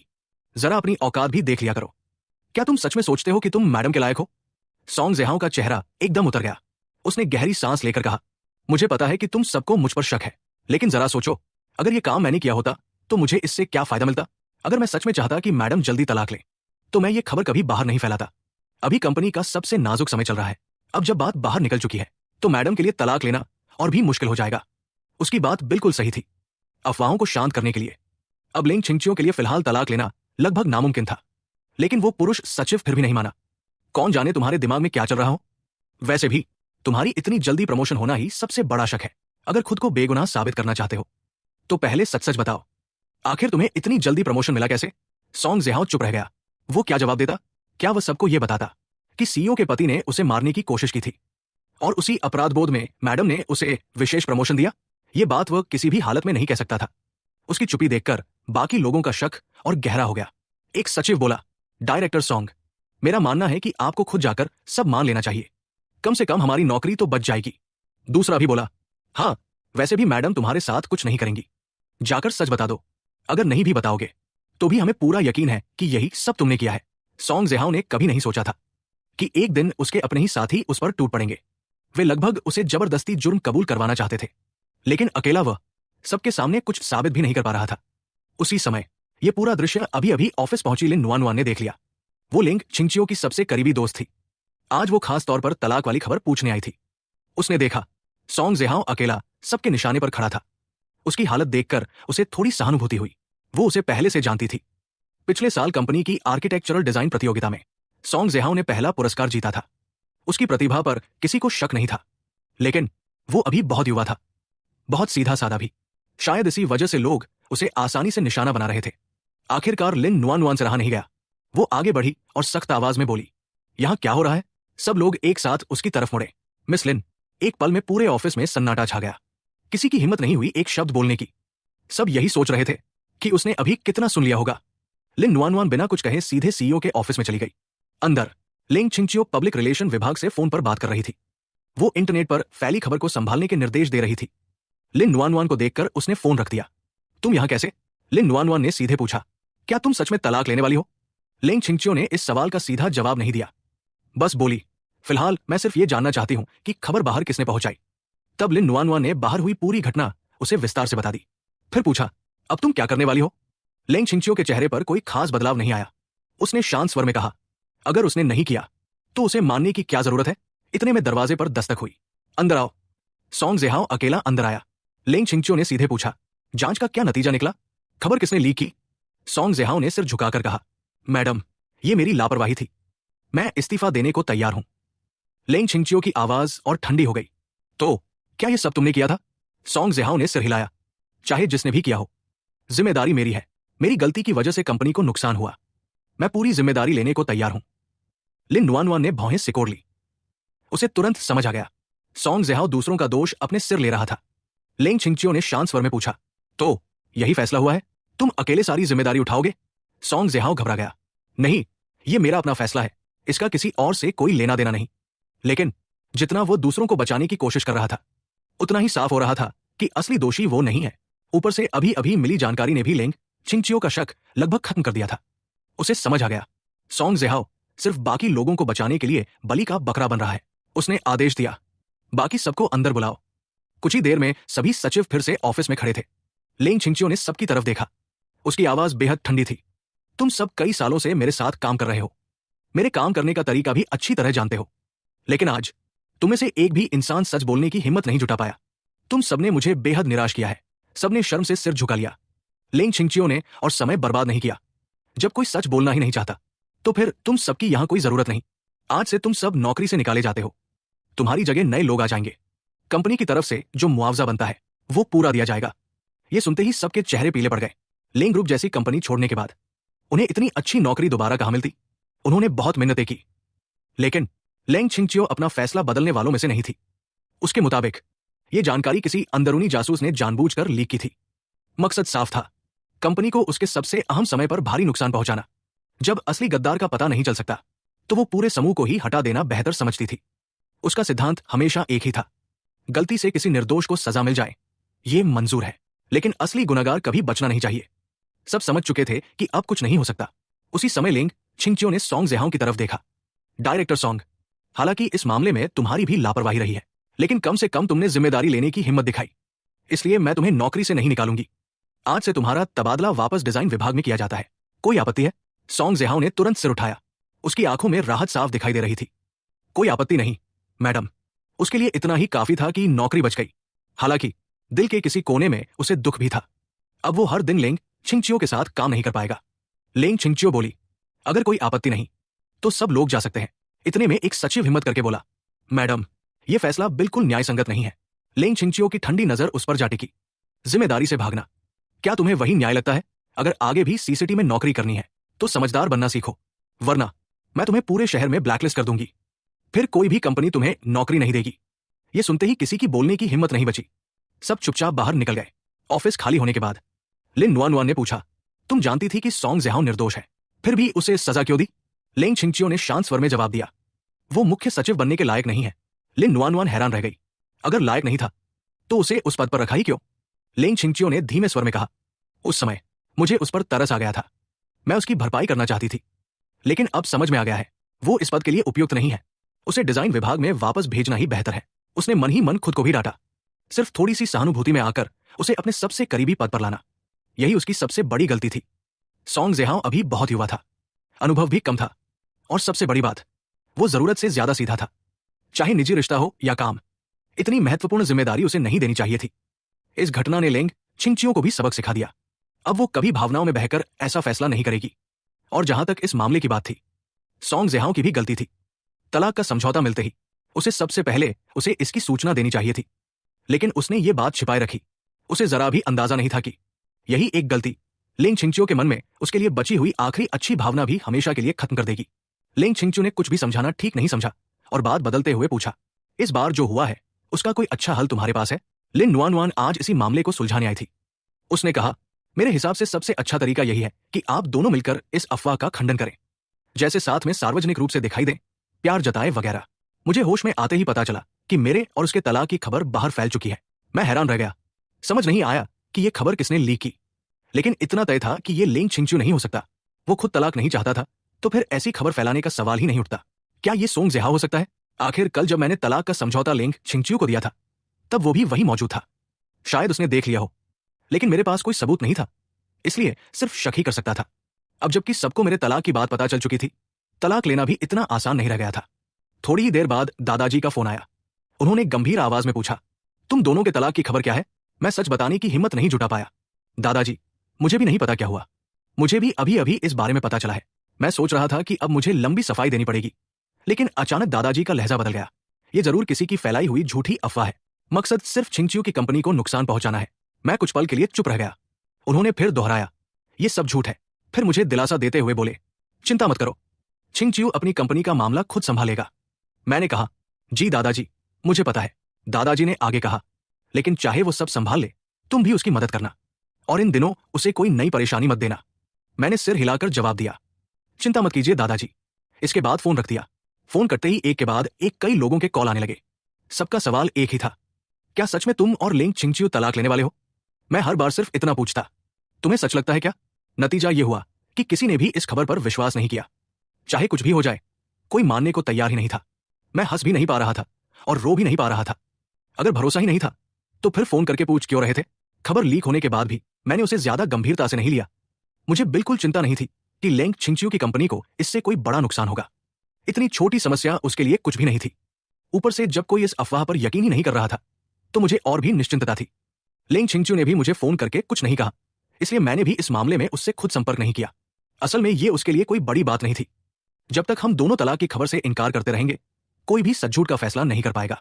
हाँ, दिखावे के लिए कुछ औपचारिक बातें करना जरूरी था। शाम को लेंग छिंगचियो की निजी सहायक मेरे घर आ गई। वो ड्राइंग रूम में आदर से बोली, सर, मैडम ने मुझे आपको लेने भेजा है। आज रात आपको उनके साथ पार्टी में चलना है। मैं उसे पहचानता था। लेंग छिंगचियो के आसपास के लगभग सभी लोग मुझे जानते थे। मैंने हैरानी से पूछा, मुझे पहले किसी ने बताया क्यों नहीं? वो बोली, मुझे भी नहीं पता सर। मैंने थोड़ा सोचा और तभी अचानक याद आया, पिछले जम में भी लेंग ग्रुप ने जीत का जश्न मनाने के लिए एक पार्टी रखी थी, लेकिन उस समय मैंने गाड़ी से सोंग जेहाओ को टक्कर मार दी थी और हर दिन लेंग छिंगचियो से झगड़ता रहता था। वो मुझसे इतना परेशान हो चुका था कि कई दिनों तक घर ही नहीं लौटा, इसलिए वो मुझे उस पार्टी में भी नहीं ले गया। सच तो यह था कि शुरू से मुझे उस पार्टी के बारे में पता ही नहीं था। बाद में लोगों से सुनकर मालूम हुआ था। और उस रात उसके साथ पार्टी में जो पुरुष साथी गया था, वो सोंग जेहाओ था। यहां तक कि उस रात भी लेंग छिंगचियो घर नहीं लौटा। मैं हमेशा यही समझता रहा कि उसने रात सोंग जेहाओ के साथ बिताई होगी। यही वजह थी कि मैं सोंग जेहाओ से इतनी नफरत करता था। उस समय मेरा दिल बार बार यही कहता था कि लेंग छिंगचियो का उसके प्रति रवैया बाकी लोगों से अलग है। मैं बहुत ज्यादा असुरक्षित महसूस करता था। इसी डर में मैंने बार बार सोंग जेहाओ के खिलाफ चालें चली। लेकिन इस जन्म में मैंने तो पहले ही तय कर लिया था कि उन दोनों को मिलाने में कोई रुकावट नहीं बनूंगा। फिर आखिर आज पार्टी में लेंग छिंगचियो के साथ जाने वाला मैं कैसे बन गया? कुछ ही देर में मुझे वजह समझ आ गई। आज ही हमारे तलाक की अफवाह फैली थी। वो मुझे अपने साथ इसलिए ले जाना चाहता था ताकि सबके सामने इस अफवाह को झूठ साबित कर सके। सचमुच किस्मत भी अजीब खेल खेलती है। पिछले जन्म में जिस पार्टी में जाने की मैंने बहुत इच्छा की थी, वहां जाने का मौका नहीं मिला, और इस जन्म में जब मेरा बिल्कुल मन नहीं था, तब वही मौका खुद चलकर मेरे पास आ गया। लेकिन अफसोस, अब उस पार्टी में जाने की मेरी कोई इच्छा ही नहीं बची थी। मैंने सहायक से कहा, मैंने सुना है कि आज की पार्टी की व्यवस्था डायरेक्टर सोंग देख रहे हैं। आज मेरी तबीयत ठीक नहीं है, उनकी जगह वही मैडम के साथ चले जाए। सच तो यह था कि मेरा बिल्कुल मन नहीं था कि मैं लेंग छिंगचियो के साथ ये दिखावा करूं, और मैं चाहता था कि यह मौका सोंग जेहाओ को मिले। आखिर उन्हीं दोनों का रिश्ता आगे बढ़ाना था। लेकिन सहायक की अगली बात सुनकर मैं हैरान रह गया। सर, आप सोंग डायरेक्टर यानी सोंग ज़ेहाओ की बात कर रहे हैं? उनका तबादला हो चुका है। अब वे सेक्रेटरी विभाग के निदेशक नहीं रहे। गलती की वजह से उन्हें वापस डिजाइन विभाग भेज दिया गया है। मेरा मन उलझ गया। ऐसा लग रहा था कि मेरे दोबारा जन्म लेने से सचमुच बटरफ्लाई इफेक्ट शुरू हो गया है। पिछले जन्म में इसी समय लेंग छिंगच्यू और सोंग ज़ेहाओ का रिश्ता तेजी से गहरा होने लगा था। लेकिन अब सोंग ज़ेहाओ का तबादला हो चुका था। वो अब लेंग छिंगच्यू के साथ रोज नजदीक रहने का मौका भी नहीं पा सकता था। क्या ऐसा हो सकता है कि मेरे हट जाने के बाद भी उन दोनों के बीच नजदीकियां बढ़ाने वाला सबसे बड़ा कारण ही गायब हो गया हो? सहायक की आवाज ने मेरे विचारों को तोड़ दिया। सर, समय बहुत कम है। मैडम आपका इंतजार कर रही है। हमें चलना चाहिए। असल में मेरा जाने का बिल्कुल मन नहीं था, लेकिन साफ था कि लेंग छिंगच्यू सोंग ज़ेहाओ को अपने साथ नहीं ले जाएगा और तलाक की अफवाह भी साफ करनी थी। इसलिए आखिरकार मुझे ही उसके साथ जाना पड़ा। वैसे भी अगर मुझे आसानी से तलाक चाहिए था तो इस मामले में उसका साथ देना ही पड़ता। उधर दूसरी तरफ लेंग छिंगच्यू भी आज रात की पार्टी की आखिरी तैयारियों में जुटी हुई थी।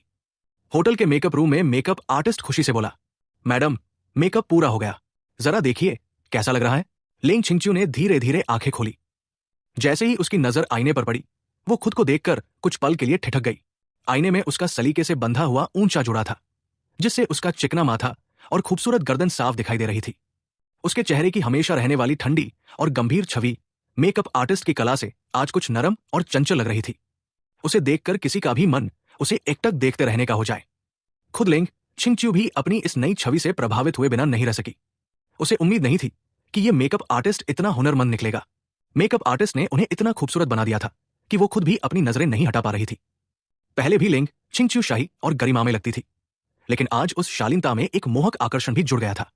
मेकअप आर्टिस्ट ने मुस्कुराते हुए तारीफ की, मैडम, आप बेहद खूबसूरत लग रही हैं। मैंने आज तक आपसे ज्यादा सुंदर किसी को नहीं देखा। लेंग छिंगच्यू के होठों पर अनजाने में हल्की मुस्कान आ गई। तभी उनकी नजर आईने में पीछे खड़े एक लंबे आकर्षक आदमी पर पड़ी। जैसे ही उनकी नजर मेरी गहरी आंखों से मिली, उनके चेहरे की मुस्कान वहीं ठहर गई। मेरी काली गहरी आंखें भी एक पल के लिए ठिठक गई। बस एक क्षण की उस नजर ने मेरे दिल में हलचल मचा दी। उसकी खूबसूरती और वह मुस्कान जैसे सीधे मेरे दिल में उतर गई। मेकअप आर्टिस्ट तुरंत मेरी तरफ मुड़ी। सर, इतना कहकर वो समझदारी से कमरे से बाहर निकल गई। अब कमरे में सिर्फ हम दोनों ही बचे थे। मुझे देखकर लेंग छिंगच्यू भी कुछ पल के लिए चुप रह गई। मैं सलीके से पहना हुआ काला सूट पहने खड़ा था। झूमर की चमकती रोशनी में मेरे नैनंश पहले से भी ज्यादा निखर रहे थे। मेरी ये गंभीर और शालीन छवि मेरी रोज की लापरवाह हरकतों से बिल्कुल अलग थी। कुछ ही पल बाद हम दोनों ने एक दूसरे से नजरें हटा ली, चाहे वो कितनी भी खूबसूरत क्यों न हो। इस जन्म में अब मुझे उसकी कोई परवाह नहीं थी। लेंग छिंगच्यू उठ खड़ी हुई। अगर तैयार हो गए हो तो चलें। आज रात क्या करना है ये मुझे अलग से समझाने की जरूरत नहीं होगी, है ना? मैंने जानबूझकर पलटकर पूछा। अगर मैं पूरी तरह तुम्हारा साथ दूं तो क्या उसके बाद तुम मुझसे तलाक ले लोगी? लेंग छिंगच्यू का चेहरा तुरंत ठंडा पड़ गया। अगर तुम्हारी वजह से ये सब नहीं होता तो आज हमें इतनी परेशानी भी नहीं उठानी पड़ती। मैं मुस्कुराकर बोला, ये परेशानी नहीं है, बस लोगों को पहले से तैयार कर रहे हैं। वैसे भी हम देरसबेर तलाक लेने वाले हैं। मेरी बेपरवाह शक्ल देखकर उसकी भौहें हल्की सी सिकुड़ गई। उसे समझ ही नहीं आ रहा था कि आखिर मैं करना क्या चाहता हूं। क्या मैं सचमुच तलाक चाहता हूं? उसे समझ नहीं आ रहा था कि मेरा रवैया अचानक इतना क्यों बदल गया। शायद मैं उसे अपने पीछे भागने पर मजबूर करने का खेल खेल रहा था, या फिर मेरी एक्टिंग इतनी अच्छी थी। लेकिन वजह चाहे जो भी हो, एक दिन वो सच्चाई जरूर जान जाएगी। फिलहाल उसे मेरा ये बदला हुआ व्यवहार काफी पसंद आ रहा था। चाहे मैं अभिनय ही क्यों न कर रहा हूं, जब तक मैं उसकी जिंदगी से चिपका नहीं रहूंगा वही उसके लिए काफी था। लेकिन उसे ये एहसास नहीं था कि वो धीरे धीरे मेरी परवाह करने लगी थी। लेंग छिंगच्यू ने अपना बायां हाथ मेरी तरफ बढ़ाया। चलो। मैंने ऐसे दिखाया जैसे उसका इशारा समझा ही नहीं। मैं सीधा आगे चल पड़ा। मुझे उसका हाथ पकड़ने का बिल्कुल मन नहीं था, लेकिन तभी उसकी ऊंची हील के कारण उसका पैर मुड़ गया। 2 कदम चलते ही वो लड़खड़ा गई। पीछे से उसकी हल्की सी चीख सुनाई दी। उसे लगा कि अब वो जरूर जमीन पर गिर जाएगी, लेकिन गिरने से ठीक पहले एक मजबूत बाह ने उसकी कमर थाम ली। उसका पूरा शरीर मेरे चौड़े सीने से आ लगा। ये एहसास उसके लिए अनजाना नहीं था। वो मेरी खुशबू को अच्छी तरह पहचानती थी। पहले जब भी उसे मेरी मौजूदगी महसूस होती, उसके मन में सिर्फ नफरत पैदा होती थी। लेकिन इस बार जैसे ही उसे होश आया, वो घबराकर ऐसे पीछे हटी मानो किसी ने उसे सुई चुभो दी हो। मैं भी एक कदम पीछे लड़खड़ा गया। मेरी उंगलियों में अभी भी उसकी मुलायम कमर का एहसास बाकी था। लेंग छिंगच्यू के चेहरे पर घबराहट थी, लेकिन उसके भीतर कहीं एक अजीब सी खालीपन की भावना भी उठी। हालांकि उसने उस पर ध्यान नहीं दिया। चलो, मैं ठीक हूं। उसने तुरंत खुद को संभाल लिया, जैसे कुछ हुआ ही ना हो। फिर वो मेरे पास आई और दोबारा अपना हाथ मेरी बाह में डाल दिया। जब अभिनय करना ही है तो कम से कम असली जैसा तो लगे। इस बार मैंने मना नहीं किया। मैंने भी उसकी बाह थाम ली और हम दोनों साथ साथ बैंक्वेट हॉल में दाखिल हुए।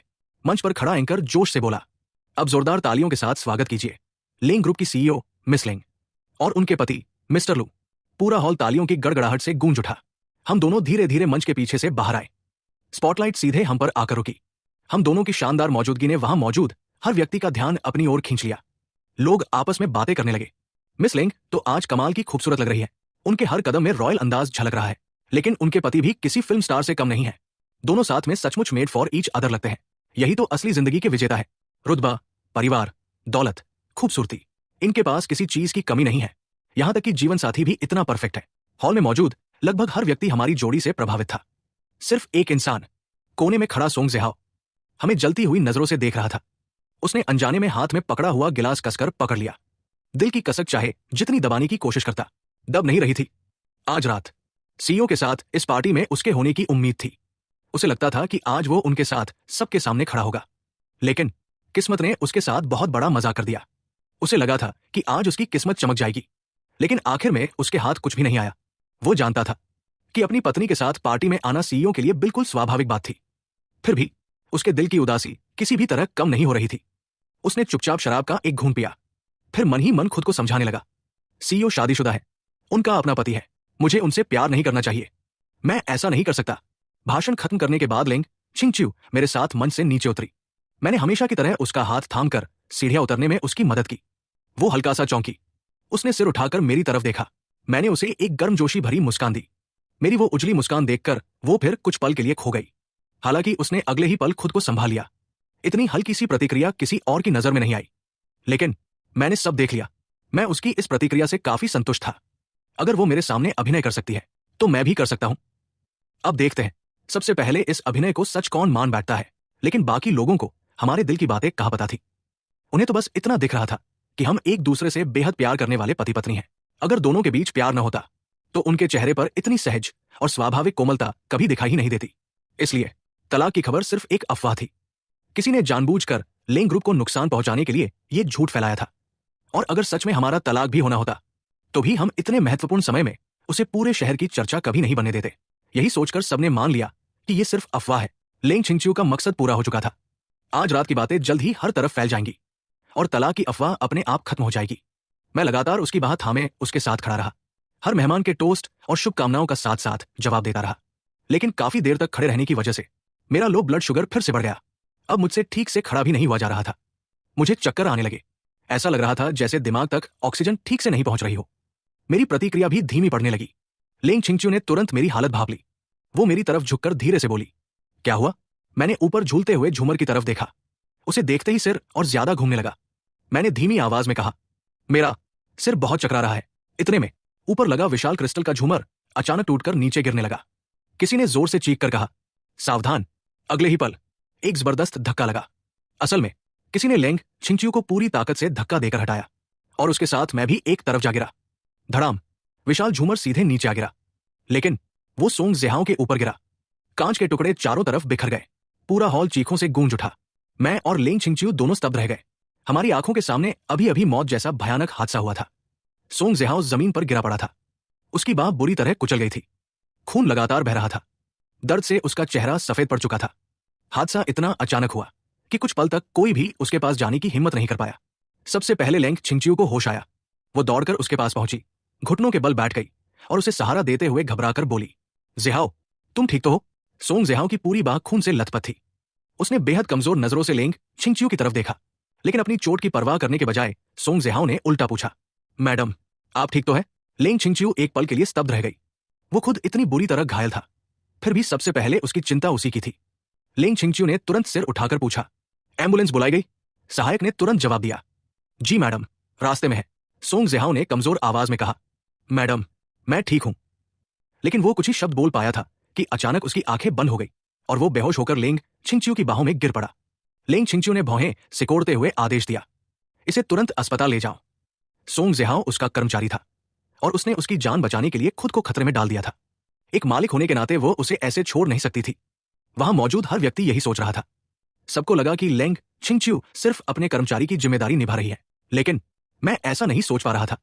मैं पिछले जंग की सारी घटनाएं जी चुका था, इसलिए लेंग छिंगच्यू और सोंग ज़ेहाओ के बीच चाहे कुछ भी होता, मैं अपने मन में तरह तरह के शक करने से खुद को रोक नहीं पाता था। बिल्कुल पिछले जन्म की तरह जरा सी बात होते ही मैं उनके रिश्ते पर शक करने लगता था। हालांकि इस जन्म में मैं खुद से कहता रहता था कि मुझे अब कोई फर्क नहीं पड़ता, फिर भी मेरे मन का शक खत्म नहीं हो रहा था। मेरा चेहरा बेहद खराब लग रहा था। लेकिन वजह यह नहीं थी कि लिंग छिंगच्यू सोंगज़ेहाओ की मदद कर रही थी। असल वजह यह थी कि मुझे एहसास हो गया था मेरी मानसिक हालत अभी भी पूरी तरह ठीक नहीं हुई थी। पिछले जन्म में मेरी यही बेइंतहा शक की आदत आखिरकार मेरी मौत की वजह बनी थी, और मुझे डर था कि कहीं इस जन्म में भी मैं वही गलती दोबारा न दोहरा दूं। मैं ये भी अच्छी तरह जानता था, जब तक मेरा तलाक नहीं होगा मेरा दिल देरसबेर फिर उसी की वजह से उलझ जाएगा। वो जैसे जन्म से ही मेरी सबसे बड़ी कमजोरी थी, उसके सामने मेरी सारी मानसिक मजबूती ढह जाती थी। अगर मैं फिर से उससे प्यार करने लगा तो क्या इसका मतलब यह होगा कि मेरा अंत भी पिछले जन्म जैसा ही होगा? अगर ऐसा ही होना था तो फिर मेरे दोबारा जन्म लेने का मतलब ही क्या था? जैसे ही मुझे पिछले जन्म का दर्दनाक अंत याद आया, मेरे पूरे शरीर की हर नस डर से कांप उठी। अगर इस जन्म का अंत भी वैसा ही हुआ तो मेरे चेहरे का रंग और भी उड़ गया, पूरा शरीर हल्के हल्के कांपने लगा। तभी किसी ने मेरी हालत देख ली। मिस्टर लू, आपको क्या हुआ? आप ठीक तो हैं? मैंने खोई हुई नजरों से आसपास देखा। अचानक मेरी आंखों के सामने अंधेरा छा गया और मैं भी बेहोश होकर गिर पड़ा। सुबह हो चुकी थी। अस्पताल के वीआईपी वार्ड में मैंने धीरे धीरे आंखें खोली। सबसे पहले सफेद छत दिखाई दी। हवा में फैली हल्की सी दवाइयों की गंध ने बता दिया कि मैं अस्पताल में हूं। मैंने हल्का सा सिर घुमाया, तभी मेरी नजर बिस्तर के पास बैठी लिंग छिंगच्यू पर पड़ी। वो कुर्सी पर बैठी थी, एक हाथ से सिर टिकाए, आंखें बंद किए थोड़ी देर आराम कर रही थी। लगता था उसने पूरी रात यही मेरी देखभाल करते हुए बिताई थी। मैंने बस हल्का सा करवट बदली, इतने में ही वो तुरंत जाग गई। मुझे होश में देखकर उसने तुरंत पूछा, अब कैसा महसूस हो रहा है? क्या डॉक्टर को बुलाऊं? एक रात आराम करने के बाद मैं काफी बेहतर महसूस कर रहा था। मैंने सिर हिलाया और धीरे धीरे उठकर बैठ गया। फिर हैरानी से पूछा, मैं कल रात बेहोश कैसे हो गया था? मुझे तो कुछ भी याद नहीं। लिंग छिंगच्यू ने मेरी तरफ गहरी नजरों से देखा। डॉक्टर ने कहा है, तुम बहुत ज्यादा डर गए थे। डर की वजह से तुम्हारी धड़कनें असामान्य हो गई, इसलिए तुम बेहोश हो गए। मैं कुछ पल के लिए चुप रह गया। बहुत ज्यादा डर गया था? उसने मेरी प्रतिक्रिया ध्यान से देखते हुए पूछा, कल रात की घटना ने तुम्हें इतना डरा दिया था? लेकिन मुझे यह बात खुद भी अजीब लग रही थी। आखिर कल का हादसा इतना भी भयानक नहीं था कि कोई डर के मारे बेहोश हो जाए। शायद छोटे बच्चे भी इतनी आसानी से नहीं डरते, और मैं तो कभी डरपोक इंसान रहा ही नहीं। फिर मैं सिर्फ डर की वजह से कैसे बेहोश हो सकता था? कुल मिलाकर मेरे बेहोश होने की वजह खुद मुझे भी समझ नहीं आ रही थी। हाँ, यह भी हो सकता था कि उस वक्त मैं सचमुच बहुत डर गया था। मैंने धीरे से सिर हिला दिया। हाँ, शायद मैं सचमुच डर गया था। फिर मैंने पूछा, सोंगज़ेहाओ कैसा है? उसे कुछ हुआ तो नहीं? लिंग छिंगच्यू मेरी बात सुनकर हैरान रह गई। उसे उम्मीद नहीं थी कि मैं खुद सोंगज़ेहाओ की चिंता करूंगा। मेरी आवाज में न जलन थी, न ताना, बस एक सामान्य चिंता थी। वो बोली, वो ठीक है, बस हाथ में चोट आई है और थोड़ा सदमा लगा है, कोई गंभीर बात नहीं है। मैंने सिर हिलाया। अच्छा है। इसके बाद मैंने कुछ नहीं कहा। लिंग छिंगच्यू के मन में कई तरह के विचार उठने लगे। कल रात वो मुझे छोड़कर सोंगज़ेहाओ को अस्पताल ले आई थी, फिर मैं भी बेहोश हो गया था। अगर पहले वाला मैं होता तो होश आते ही उससे जरूर झगड़ा करता, लेकिन आज मेरी प्रतिक्रिया बिल्कुल शांत थी। इतनी शांत मानो मैं पूरी तरह बदल चुका हूं। उसे महसूस होने लगा था कि कुछ दिन पहले मेरे होश में आने के बाद से ही मैं पहले जैसा नहीं रहा। शुरुआत में उसे लगा था कि मैं जानबूझकर उसे अपनी तरफ खींचने का खेल खेल रहा हूं, लेकिन अब उसे ऐसा नहीं लग रहा था, जैसे मेरी ये बदलती हुई सोच सचमुच असली थी। शायद मेरी परीक्षा लेने के लिए उसने जानबूझकर कहा। सोंगज़ेहाओ अभी भी बगल वाले कमरे में है, उसे अभी तक होश नहीं आया। मैंने उसकी तरफ देखा। अचानक मुझे पिछले जन्म की एक बात याद आ गई। क्या उस जन्म में भी इसी पार्टी में ऐसा हादसा हुआ था? क्या तब भी सोंगज़ेहाओ ने लिंग छिंगच्यू की जान बचाई थी? और क्या इसलिए लिंग छिंगच्यू पूरी रात अस्पताल में उसके साथ रही थी और घर नहीं लौटी थी? अगर सच यही था तो पिछले जन्म में मैंने न जाने कितनी बार उन्हें गलत समझा होगा। शायद शुरुआत में सब सिर्फ मेरा भ्रम था, लेकिन मैं खुद ही हर बात पर झगड़ा करता रहा, हर दिन रिश्ते को बिगाड़ता रहा, और आखिरकार मैंने ही दोनों को एक दूसरे के करीब ला दिया। शायद पिछले जन्म में मेरी शादी किसी और ने नहीं, मैंने खुद बर्बाद की थी। मैंने अपनी जिंदगी भी खुद तबाह की थी। अगर उस समय मैं थोड़ा शांत रहता, थोड़ा समझदारी से सोचता, अगर मेरा मन इतना कमजोर न होता, तो कोई भी मेरा घर नहीं तोड़ सकता था। मेरी सारी बदकिस्मती और मेरा पूरा दुख शायद मेरी अपनी ही वजह से था। यह सोचकर अचानक मेरे मन का बहुत सा बोझ हल्का हो गया। लेकिन इसका मतलब यह बिल्कुल नहीं था कि मैं अब लिंग छिंगच्यू के साथ फिर से नई शुरुआत करना चाहता था। मैं अपनी किस्मत को दोबारा दांव पर नहीं लगाना चाहता था। 7 साल मैंने उसे पूरे दिल से चाहा था, इतना प्यार किया, इतनी परवाह की, लेकिन मरते दम तक वो कभी मुझसे प्यार नहीं कर पाई। यही बात साबित करने के लिए काफी थी कि उसका दिल बेहद ठंडा और कठोर था। फिर मैं क्यों दोबारा अपना समय और भावनाएं उसी पर बर्बाद करूं? उसके लिए मेरा प्यार, मेरा जुनून बहुत पहले ही खत्म हो चुका था। इस जन्म में मैं अब किसी से प्यार नहीं करना चाहता था और नहीं प्यार के लिए फिर कभी खुद को खो देना चाहता था। ये सब समझने के बाद मेरा मन पहले से कहीं ज्यादा शांत हो गया। सच ही कहा जाता है, जिस इंसान की कोई इच्छा या लालसा नहीं रहती वही सबसे मजबूत बनता है। लिंग छिंगच्यू को जरा भी अंदाजा नहीं था कि मैं सचमुच पूरी तरह बदल चुका हूं। उसकी सारी परख और इशारे बेकार साबित हो रहे थे। मैंने कहा, इस बार तो सोंग जेहाओ की वजह से ही हम बच गए। अगर वो न होता तो घायल मैं होता। तुम उसे जैसा भी इनाम देना चाहो, मुझे कोई आपत्ति नहीं है।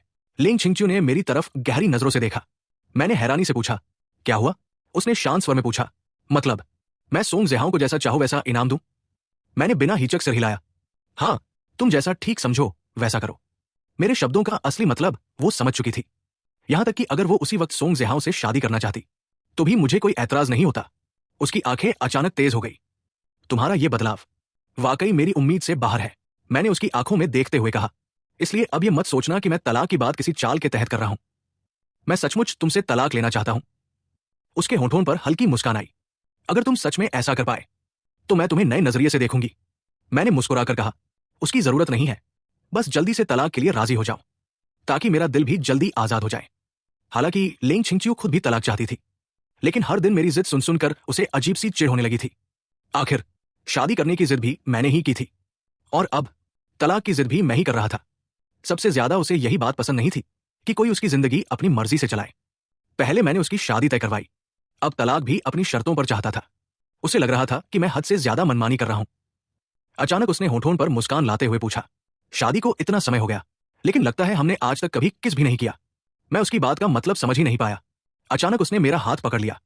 अगले ही पल उसके होंठ मेरे होठों पर थे। मेरा दिमाग एक पल के लिए बिल्कुल सुन्न हो गया। लिंग छिंगच्यू मेरी आंखों में देखते हुए धीरे धीरे मुझे चूम रही थी। उसकी नजरें मेरे चेहरे के हर छोटे से छोटे भाव को पढ़ रही थी। मैं सचमुच हक्का बक्का रह गया था। 2 जन्मों की यादों को जोड़ दूं, तभी मैंने कभी नहीं सोचा था कि वो अचानक मुझे किस करेगी। ये तो ऐसी बात थी जिसकी मैंने कल्पना तक नहीं की थी। मैंने पूरी ताकत से उसे अपने से अलग किया। गुस्से में बोला, तुम कर क्या रही हो? पिछले कुछ दिनों से मैं हर बात पर बिल्कुल शांत रहता था। मेरे चेहरे पर शायद ही कोई भावना दिखाई देती थी, लेकिन इस बार मेरा इतना तीखा विरोध देखकर लिंग छिंगच्यू हल्के से मुस्कुराई। ये मत कहना कि तुम इसका मतलब नहीं समझते। मैंने गहरी सांस लेकर खुद को शांत किया। फिर ठंडे स्वर में कहा, तुम्हें घिन नहीं आती? तुम मुझे नापसंद करती हो, फिर भी जानबूझकर मुझे किस किया। ये सब बहुत बनावटी है। उसने हल्की मुस्कान के साथ जवाब दिया, मैं अपने ही पति को किस कर रही हूं, इसमें घिन कैसी? लेकिन उसने मुझे कभी अपना पति माना ही कब था? मैंने उसकी तरफ ठंडी नजर से देखा। लिंग छिंगच्यू, तुम्हारी ये हरकत सचमुच घिनौनी है। इतना कहकर मैं बिना उसकी प्रतिक्रिया की परवाह किए बिस्तर से उतरने लगा। लेकिन तभी मुझे याद आया, कल रात धक्का लगने पर मेरा टखना मुड़ गया था। मैं ये बात पूरी तरह भूल चुका था। जैसे ही दोनों पैर जमीन पर रखे, तेज दर्द उठा। मैं संभल भी नहीं पाया और सीधे आगे गिर पड़ा, और बदकिस्मती से सीधा लिंग छिंगच्यू के ऊपर। संतुलन बचाने के लिए मैंने अनजाने में उसके कपड़े पकड़ लिए। मैं अंदर ही अंदर शर्म से भर गया, लेकिन वो हंस पड़ी। अभी तो कह रहे थे कि मैं घिनौनी हूं, तो अब ये क्या है? खुद ही आकर मेरी बाहों में गिर पड़े। मैं शर्म से जमीन में गड़ जाना चाहता था, लेकिन बाहर से खुद को पूरी तरह शांत रखते हुए बोला, यह सिर्फ एक हादसा था, ज्यादा गलतफहमी मत पालो। वो व्यंग्य से मुस्कुराई, जो तुम्हें जानते हैं वे जानते हैं कि तुम हर समय मुझे गले लगाने का बहाना ढूंढते रहते थे। अभी कहोगे कि गलतफहमी मेरी है? मैंने तुरंत उसे अपने से दूर किया। दृढ़ आवाज में कहा, आज के बाद मेरे मन में तुम्हारे लिए जरा सा भी एहसास नहीं रहेगा। मैं अब कभी तुम्हारे पीछे नहीं भागूंगा। मैं अब तुमसे प्यार नहीं करता। मेरी ये तीखी प्रतिक्रिया देखकर लिंग छिंगच्यू सचमुच हैरान रह गई। उसका चेहरा धीरे धीरे ठंडा पड़ गया। इस समय उसके मन में गुस्से का तूफान उठ रहा था। सोचो, एक आदमी जो कभी तुम्हें पागलों की तरह चाहता था, जिसकी पूरी दुनिया सिर्फ तुम थी, वो अचानक कह दे, मैं अब तुमसे प्यार नहीं करता। इतना ही नहीं, वो तुम्हें नापसंद भी करने लगे, जैसे किसी परेशान करने वाली मक्खी से भी ज्यादा। लिंग छिंगच्यू जैसी स्वाभिमानी और घमंडी औरत ऐसी बात कैसे बर्दाश्त कर सकती थी? इसका प्यार से कोई लेना देना नहीं था। वो बस ये सहन नहीं कर पा रही थी कि कोई इंसान उसके साथ इतना उल्टा व्यवहार करे। वो ठंडी नजरों से मुझे घूरते हुए बोली, सच कहूं, मेरा बहुत मन कर रहा है कि अभी इसी वक्त तुम्हारा गला दबा दूं। पहले भी ऐसा मन करता था और आज भी करता है। मैं हमेशा किसी न किसी तरह उसे इतना गुस्सा दिला देता था कि उसका मन मुझे मार डालने का करता। मैं उसकी आंखों में साफ साफ हत्या जैसा गुस्सा देख सकता था। मैंने शांत स्वर में कहा, लिंग छिंगच्यू, पहले गलती मेरी थी। मुझे तुमसे शादी नहीं करनी चाहिए थी। अब हम तलाक ले लेते हैं। मैं ये गलती और आगे नहीं बढ़ाना चाहता। प्लीज तलाक दे दो। मेरी बात सुनकर उसका गुस्सा और बढ़ गया। मैं भी उसकी आंखों का डरावना भाव देखकर एक पल के लिए चौंक गया। उसने तेज आवाज में कहा, ठीक है, मैं तुम्हारी इच्छा पूरी कर दूंगी। जितनी जल्दी हो सके मेरी नजरों से दूर हो जाओ। कल मेरा वकील तुम्हारे पास तलाक के कागज भेज देगा। इतना कहकर वो मुड़ी और बिना पीछे देखे कमरे से बाहर चली गई। मैं कुछ पल तक वही खड़ा रह गया। फिर अचानक मुझे उसकी बात का मतलब समझ आया। वो तलाक के लिए तैयार हो गई थी। कल हमारा तलाक हो जाएगा। मेरे होंठों पर अनायास मुस्कान आ गई। आखिरकार मैं आजाद होने वाला था। मुझे सचमुच एक नई जिंदगी मिलने वाली थी। अगर उस समय लेंग छिंगच्यू ने मेरी खुशी देख ली होती तो शायद सच में लौटकर मेरा गला दबा देती। गुस्से में वो अस्पताल छोड़कर चली गई। उसके स्वभाव को देखते हुए उसका वहां रुकना नामुमकिन था। मैंने तुरंत ली आंटी को फोन किया। वो थोड़ी ही देर में अस्पताल पहुंच गई। छोटे साहब, आखिर हुआ क्या था? आपको इतनी चोट कैसे लग गई? मैंने मुस्कुराते हुए उन्हें पिछली रात की सारी घटना बता दी। मुझे इतना खुश देखकर ली आंटी के मन में तुरंत एक ख्याल आया। उन्होंने मुस्कुराकर पूछा, छोटे साहब, क्या मैडम रात भर आपकी बहुत चिंता करती रही? देखिए तो सही, आप कितने खुश लग रहे हैं। मैंने मुस्कुराते हुए सिर हिला दिया। नहीं, इसका लेंग छिंगच्यू से कोई लेना देना नहीं है। ली आंटी हैरानी से बोली। तो फिर आप इतने खुश क्यों हैं? मैं बस मुस्कुरा दिया, लेकिन कोई जवाब नहीं दिया। अगर मैं उन्हें बता देता कि मैं तलाक होने की खुशी मना रहा हूं तो शायद उन्हें लगता कि मेरा दिमाग खराब हो गया है। तभी जब हम अस्पताल से निकलने ही वाले थे, एक नर्स आकर बोली, बगल वाले कमरे के मरीज सोंग ज़िहाओ को होश आ गया है। मैंने सिर हिलाया। मैं जाकर उससे मिल लेता हूं। लेकिन ली आंटी ने तुरंत मुझे रोक लिया। आप मत जाइए, आपके पैर में चोट लगी है। मैं आपकी तरफ से उसका हालचाल पूछाती हूं। वैसे भी मेरा उससे मिलने का मन नहीं था। मैंने हामी भर दी। ठीक है, उसे कहना कल रात जो उसने हमारी जान बचाई उसके लिए मैं उसका शुक्रगुजार हूं। ली आंटी सोंग ज़िहाओ के कमरे में पहुंची। वो बिस्तर पर कमजोर हालत में लेटा हुआ था। उसका चेहरा बिल्कुल पीला पड़ चुका था। दरवाजे की आहट सुनते ही उसने उम्मीद भरी नजरों से उधर देखा, लेकिन जब उसने देखा कि आने वाली लेंग छिंगच्यू नहीं बल्कि ली आंटी है तो उसकी आंखों में साफ निराशा झलक गई। ये देखकर ली आंटी मन ही मन मुस्कुरा उठी। लगता है इसे उम्मीद थी कि मैडम आएंगी। अफसोस, मैडम तो बहुत पहले ही जा चुकी है। उसे इसकी ये बेचारी हालत देखने का मौका भी नहीं मिला। हालांकि मन में कुछ और सोच रही थी, लेकिन चेहरे पर हमेशा की तरह विनम्र मुस्कान थी। उन्होंने कहा, हेलो सोंग ज़िहाओ, मैं हमारे छोटे साहब और मैडम की तरफ से आपका हालचाल पूछने आई हूं। अब तबीयत कैसी है? सोंग ज़िहाओ भी हल्का सा मुस्कुराया। मैं ठीक हूं। मैडम और मिस्टर लू कैसे हैं? ली आंटी ने जवाब दिया। छोटे साहब को बस हल्की सी चोट आई है। मैडम रात भर उनकी देखभाल करती रही। अब उनकी तबीयत बिल्कुल ठीक है। ये सुनते ही सोंग ज़िहाओ की आवाज में हल्की सी उदासी उतर आई। अच्छा है, ली आंटी ने आगे कहा। छोटे साहब ने खास तौर पर आपको धन्यवाद कहने को कहा है। अगर आपने कल रात उन्हें नहीं बचाया होता तो पता नहीं क्या हो जाता। आप बस आराम से इलाज करवाइए, बाकी किसी बात की चिंता मत कीजिए। सोंग ज़िहाओ ने हल्के से सिर हिलाया। मिस्टर लू का धन्यवाद।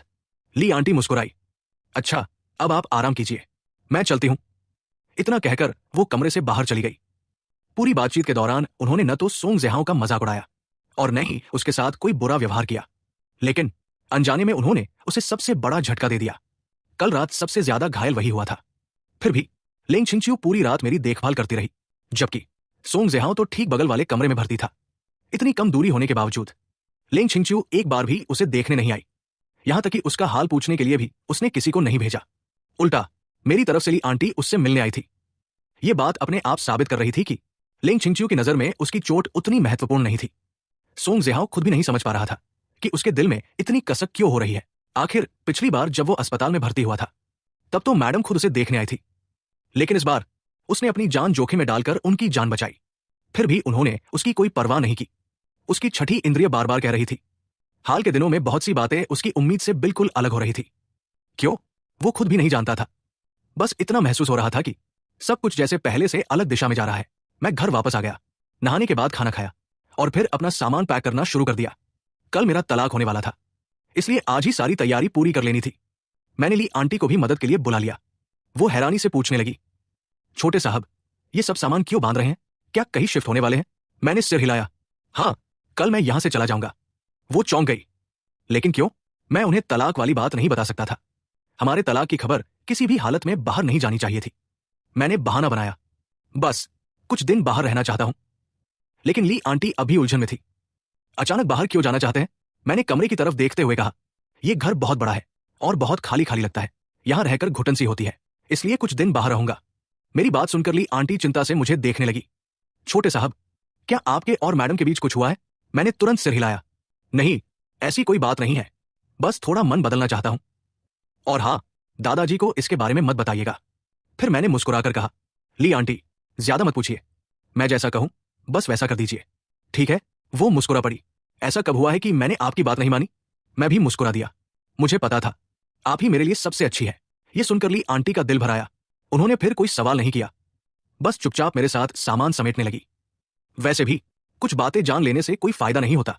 मैं ज्यादा सामान साथ नहीं ले जाना चाहता था, सिर्फ जरूरी चीजें रखी, बाकी सब यही छोड़ देने का फैसला किया। ज्यादा देर नहीं लगी, कुछ ही समय में सारी पैकिंग पूरी हो गई। मैं बिस्तर पर बैठ गया। अचानक लगा पूरा बंगला पहले से भी ज्यादा सुना हो गया है। वैसे तो ये घर मुझे हमेशा खाली खाली लगता था, लेकिन आज तो इसकी वीरानी और भी ज्यादा महसूस हो रही थी। शादी के पूरे 1 साल में मुझे इस जगह कभी घर जैसा अपनापन महसूस नहीं हुआ।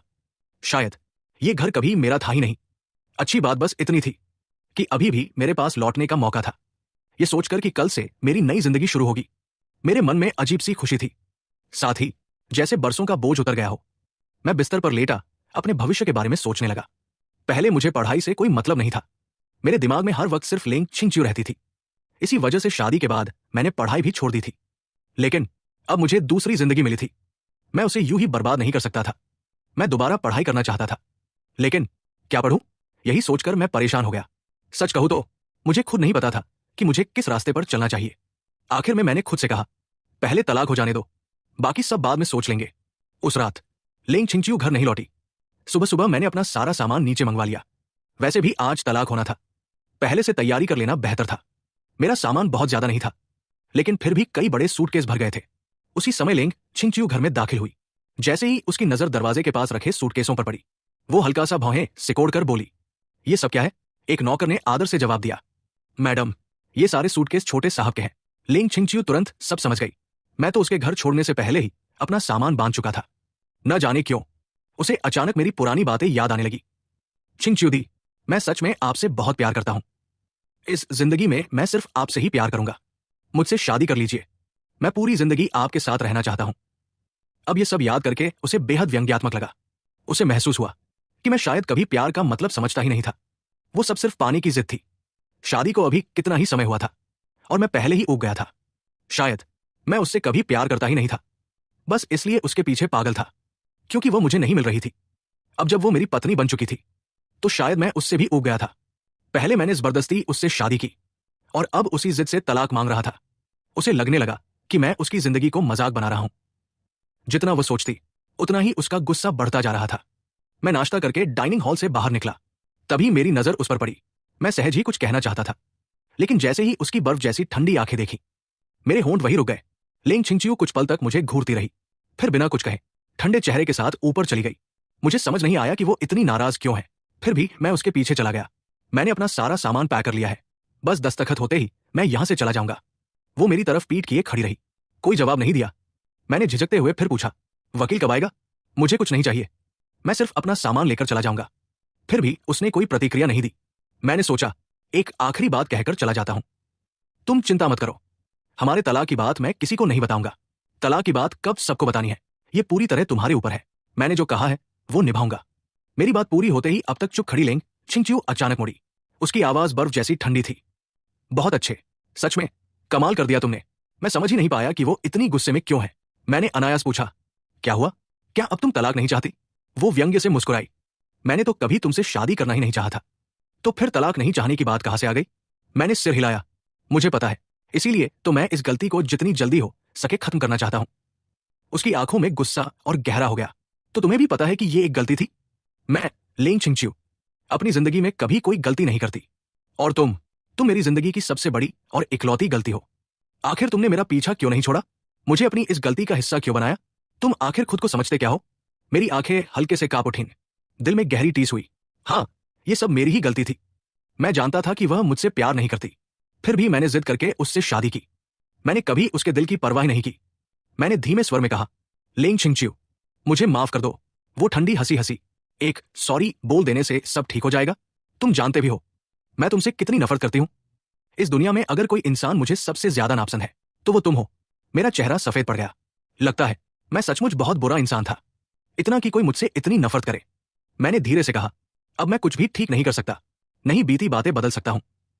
मैं सिर्फ तुम्हें आजाद कर सकता हूं। अगर तुम्हारी कोई और इच्छा है तो बताओ, मैं वह भी कर दूंगा। उसने बिना किसी भावना के कहा, अभी इसी वक्त मेरी नजरों से दफा हो जाओ और फिर कभी मेरी आंखों के सामने मत आना। मैं कुछ पल चुप रहा, फिर सिर हिलाया। ठीक है, मैं कोशिश करूंगा कि अब कभी तुम्हारे सामने ना आऊं। इतना कहकर मैं मुड़ गया और शांत भाव से बाहर निकल गया। मुझे इतनी आसानी से जाते हुए देखकर लिंग छिंगच्यू के भीतर का गुस्सा और भड़क उठा। ये आदमी पहले मेरी पूरी जिंदगी उलट-पुलट कर गया और अब ऐसे जा रहा है मानो कुछ हुआ ही ना हो। उसे लग रहा था आखिर ये हमेशा अपनी मर्जी क्यों चलाता है। जितना वो सोचती उतनी ही ज्यादा नाराज होती जा रही थी। मैं उदास चेहरे के साथ नीचे उतरा।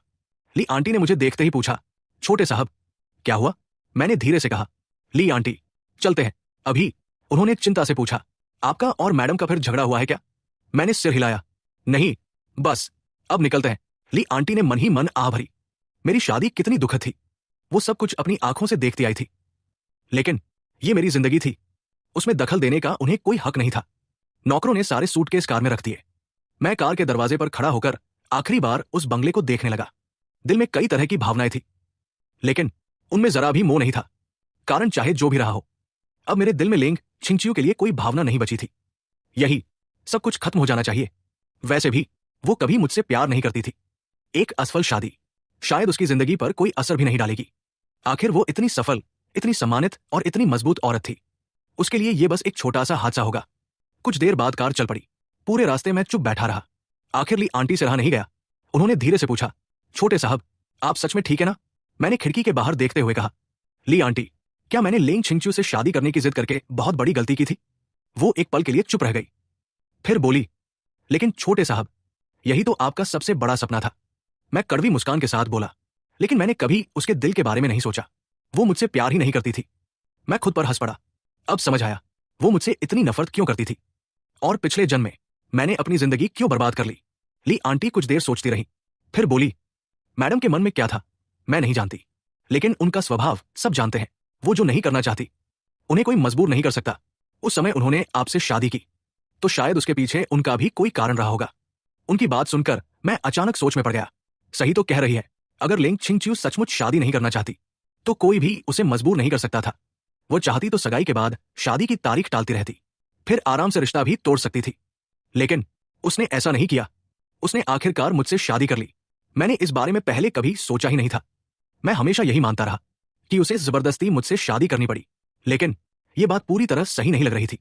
हाँ, वो मुझसे नफरत करती थी और उसने खुद कहा था कि उसने कभी मुझसे शादी करने के बारे में सोचा भी नहीं था। तो फिर उसने शादी क्यों की? क्या वो मुझसे प्यार करती थी? ये सोचते ही मैंने तुरंत उस ख्याल को झटक दिया। नामुमकिन। तो फिर असली वजह क्या थी? मैं इसी सोच में डूबा था कि अचानक मेरा फोन बज उठा। स्क्रीन पर नाम देखकर मैं चौंक गया, लिंग छिंगच्यू। मैंने तुरंत कॉल उठाई। दूसरी तरफ से उसकी ठंडी आवाज आई, कहा हो? मैं एक पल के लिए हैरान रह गया। अभी तो उसने खुद मुझे जाने के लिए कहा था। मैंने जवाब दिया, रास्ते में हूं। क्या अब तलाक के कागजों पर साइन करने हैं? उसने ठंडे स्वर में कहा, 5 मिनट के अंदर वापस आ जाओ। इतना कहकर उसने बिना कुछ और बोले फोन काट दिया। मैं समझ नहीं पाया कि वो आखिर चाहती क्या है। क्या सचमुच अब दस्तखत होने वाले हैं? मैंने तुरंत ड्राइवर से कहा, गाड़ी वापस मोड़ो। हम ज्यादा दूर नहीं गए थे, इसलिए कुछ ही मिनटों में वापस बंगले पहुंच गए। मुझे लगा था कि उसने मुझे तलाक के कागजों पर साइन कराने के लिए बुलाया है। मैं ऊपर गया और बेडरूम का दरवाजा खोला, लेकिन वो बाथरूम में नहा रही थी। मैंने दरवाजे पर दस्तक दी, मैं वापस आ गया हूं। क्या अब साइन करने हैं? अंदर से कोई जवाब नहीं आया। मेरे पास बाहर इंतजार करने के अलावा कोई रास्ता नहीं था। करीब 10 मिनट बाद बाथरूम का दरवाजा खुला। लिंग छिंगच्यू हल्के रंग का बाथरोब पहने बाहर आई। उसकी गोरी त्वचा पर नहाने की ताजगी साफ झलक रही थी। उसकी खूबसूरत और आकर्षक काया किसी का भी दिल धड़का सकती थी। मैं पहले उस पर पागलों की तरह क्यों फिदा था, अब यह बात पूरी तरह समझ आती थी। उसकी हैसियत को एक तरफ रख भी दे तो सिर्फ उसका चेहरा और उसकी खूबसूरती ही किसी को भी दीवाना बनाने के लिए काफी थी। वो किसी मोहिनी से कम नहीं लग रही थी। उसकी हर अदा लोगों का दिल चुरा लेने वाली थी। मैं बचपन से ही बड़े बड़े लोगों के बीच पला बढ़ा था, खुद भी देखने में कम आकर्षक नहीं था। घर परिवार और रुतबा भी किसी से कम नहीं था, लेकिन जब मैंने पहली बार उसे देखा था, उसी पल उस पर दिल हार बैठा था और फिर कभी खुद को संभाल नहीं पाया। उसकी खूबसूरती सचमुच बेमिसाल थी। मैंने मन ही मन स्वीकार किया, वो वाकई एक असाधारण औरत थी। अगर मैंने पिछले जन्म की सारी तकलीफें न झेली होती तो शायद आज भी उसी पर फिदा हो जाता। अच्छी बात बस इतनी थी कि अब मैं अपने दिल पर काबू रखना सीख चुका था। मैंने शांत स्वर में पूछा, तुमने मुझे वापस क्यों बुलाया?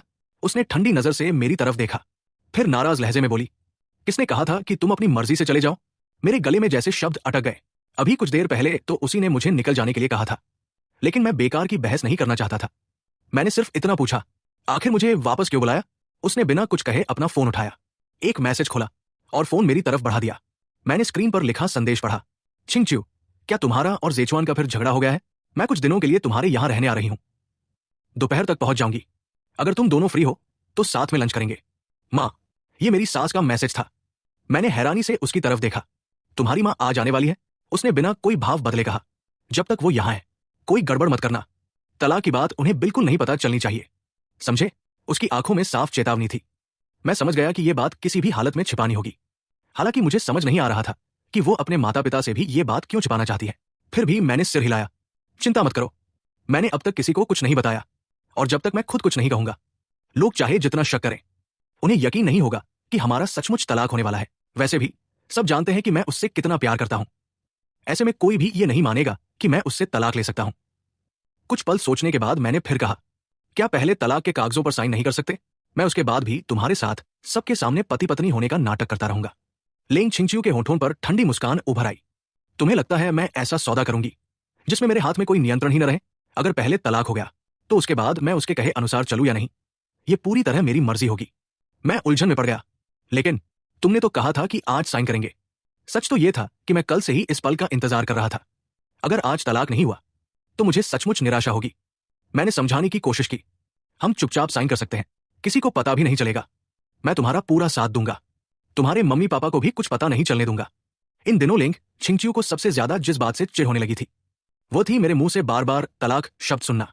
मैं पिछले कई दिनों से हर बात में यही दोहराता आ रहा था।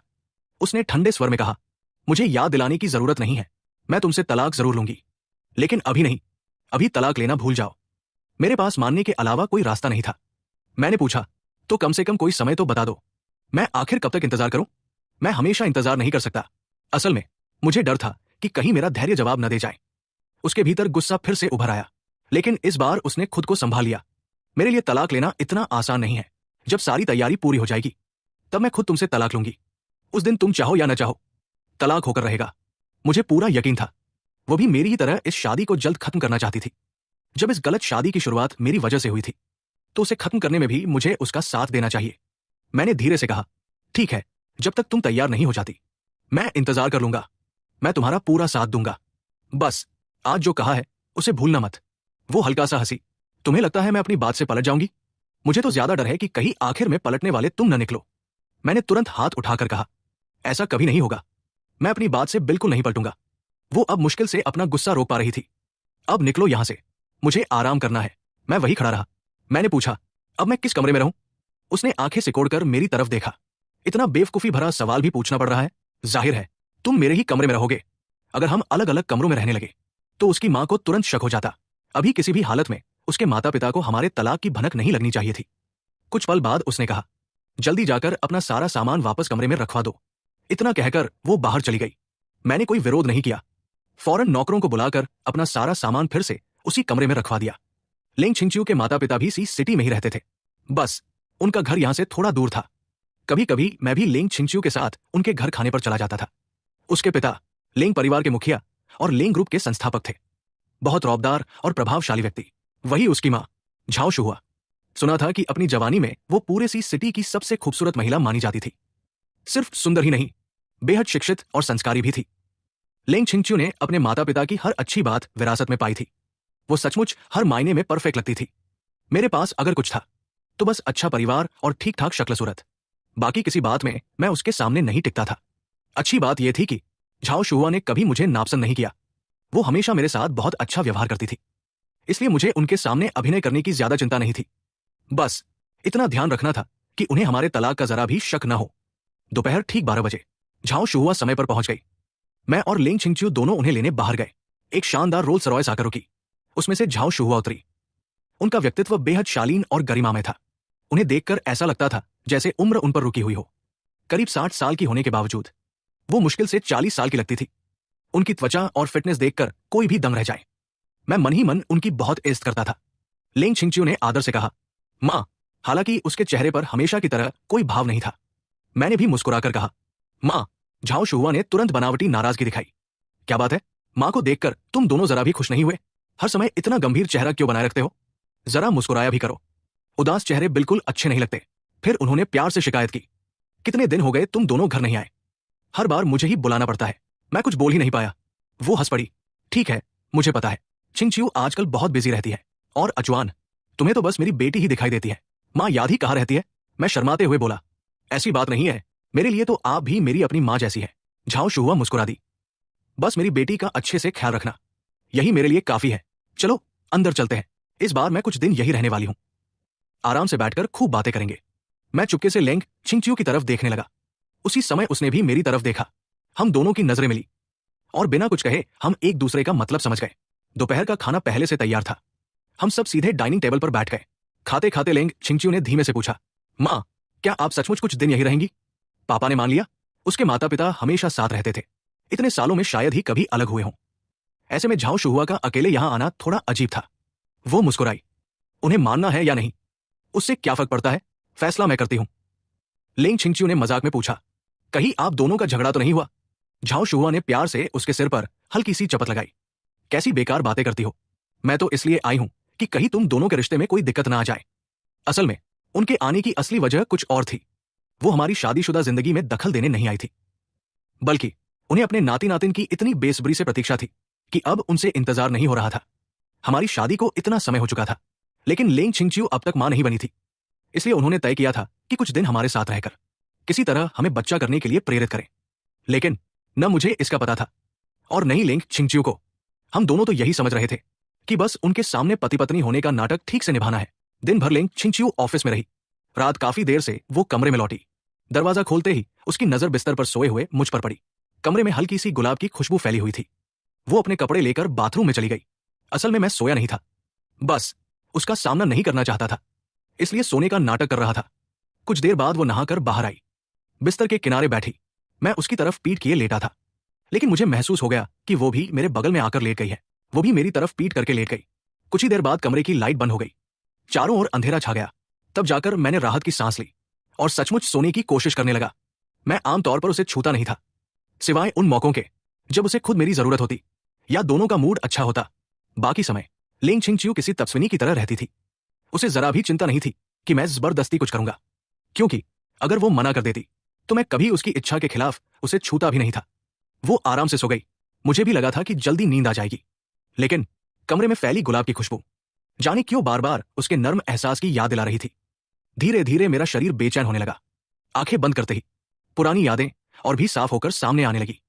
18 साल की उम्र से ही मैं उसे जानता था और तब से मैं एक पागल आशिक की तरह उसके पीछे घूमता रहा। हर दिन उससे अपने प्यार का इजहार करता और हर बहाने उसके करीब रहने की कोशिश करता। दूसरी तरफ लेंग छिंगचियो की दुनिया में सिर्फ काम था। उसे पुरुषों में कभी खास दिलचस्पी नहीं रही। उसे लगता था कि जितने भी लड़के उसके पीछे आएंगे वे सब मेरी तरह ही होंगे, इसलिए वो हमेशा उनसे दूरी बनाकर रखती थी। ऊपर से उस समय कंपनी का काम भी इतना ज्यादा था कि उसके पास किसी दूसरे आदमी को जानने समझने का समय ही नहीं था। और अगर कभी कोई उसके करीब आने की कोशिश भी करता तो मेरी मौजूदगी देखकर खुद ही पीछे हट जाता था। भले ही कोई दूसरा आदमी उसके करीब आने की कोशिश करता, मेरी वजह से वो डरकर खुद ही पीछे हट जाता था। यही कारण था कि आज तक उसकी जिंदगी में कोई पसंदीदा पुरुष नहीं आया। मैं ही उसकी जिंदगी का पहला और इकलौता पुरुष था जिसने उसे छुआ था। लेकिन शादी के बाद मुझे पता चल गया कि वह मुझसे बेहद नफरत करती है, इसलिए मैंने खुद को बहुत रोक कर रखा। बहुत कम ही उसे छूता था, लेकिन आज रात न जाने क्यों अपनी इच्छाओं पर काबू पाना मुश्किल हो रहा था। बार बार मेरे दिमाग में लेंग छिंगचियो का ख्याल आने लगा। उसका नाजुक और मुलायम शरीर, जब भी उसे छुआ था वो एहसास आज तक उतनी ही साफ याद था। सबसे गहरी याद उस दिन की थी जब पार्टी के मेकअप रूम में मैंने उसे अपनी बाहों में लिया था। अजीब बात यह थी, उस दिन मैंने सिर्फ उसे एक पल के लिए गले लगाया था, लेकिन उस एक पल का एहसास हमारे पति पत्नी बनने के बाद के किसी भी स्पर्श से कहीं ज्यादा गहरा था। उस दिन उसकी नरम कमर को छूते समय उंगलियों पर जो एहसास रह गया था वो आज तक नहीं भूला था। उन्हीं बातों को सोचते सोचते मेरी उंगलियां जैसे फिर उसी एहसास को महसूस करना चाहने लगी। अनजाने में मेरा हाथ भी हल्का सा हिल गया, जैसे मैं उसके पास लेटी औरत को अपनी तरफ खींच लेना चाहता हूं। लेकिन ऐसा नहीं हो सकता। हम जल्द ही तलाक लेने वाले हैं। अब मैं उसे दोबारा नहीं छू सकता, वरना हमारा रिश्ता और भी उलझ जाएगा। मैं अच्छी तरह जानता था, चाहे मन कितना भी क्यों न करे, अब मुझे खुद को रोकना ही होगा। मैं झटके से करवट बदलकर लेट गया। बेचैनी में आंखें बंद कर ली और खुद को जल्दी सोने के लिए मजबूर करने लगा। उसी समय नींद में डूबी लेंग छिंगचियो भी मेरी तरफ करवट बदलकर लेट गई। बिना पीछे देखे ही मुझे महसूस हो गया, अब वो मेरे और भी करीब आ गई है। उसके शरीर से आती हल्की सी स्त्री सुगंध साफ महसूस हो रही थी। ऐसा लग रहा था अगर मैं बस पलट कर देखूं तो उसका चेहरा मेरे बिल्कुल सामने होगा। बड़ी मुश्किल से शांत हुई बेचैनी फिर सिर उठाने लगी, और इस बार पहले से भी ज्यादा तीव्र, मानो किसी भी तरह उसे दबा पाना नामुमकिन हो। कमरे में ऐसी चल रहा था। फिर भी मुझे लग रहा था कि तापमान लगातार बढ़ता जा रहा है। मेरा पूरा शरीर तपने लगा। धत! मैं झुंझलाकर तुरंत बिस्तर से उठ बैठा, सीधे बालकनी में गया और एक सिगरेट जला ली। रेलिंग पर टिककर ठंडी हवा खाने लगा। धीरे धीरे मन की बेचैनी भी शांत होने लगी। लेकिन अब कमरे में लौटकर सोने का मन बिल्कुल नहीं था।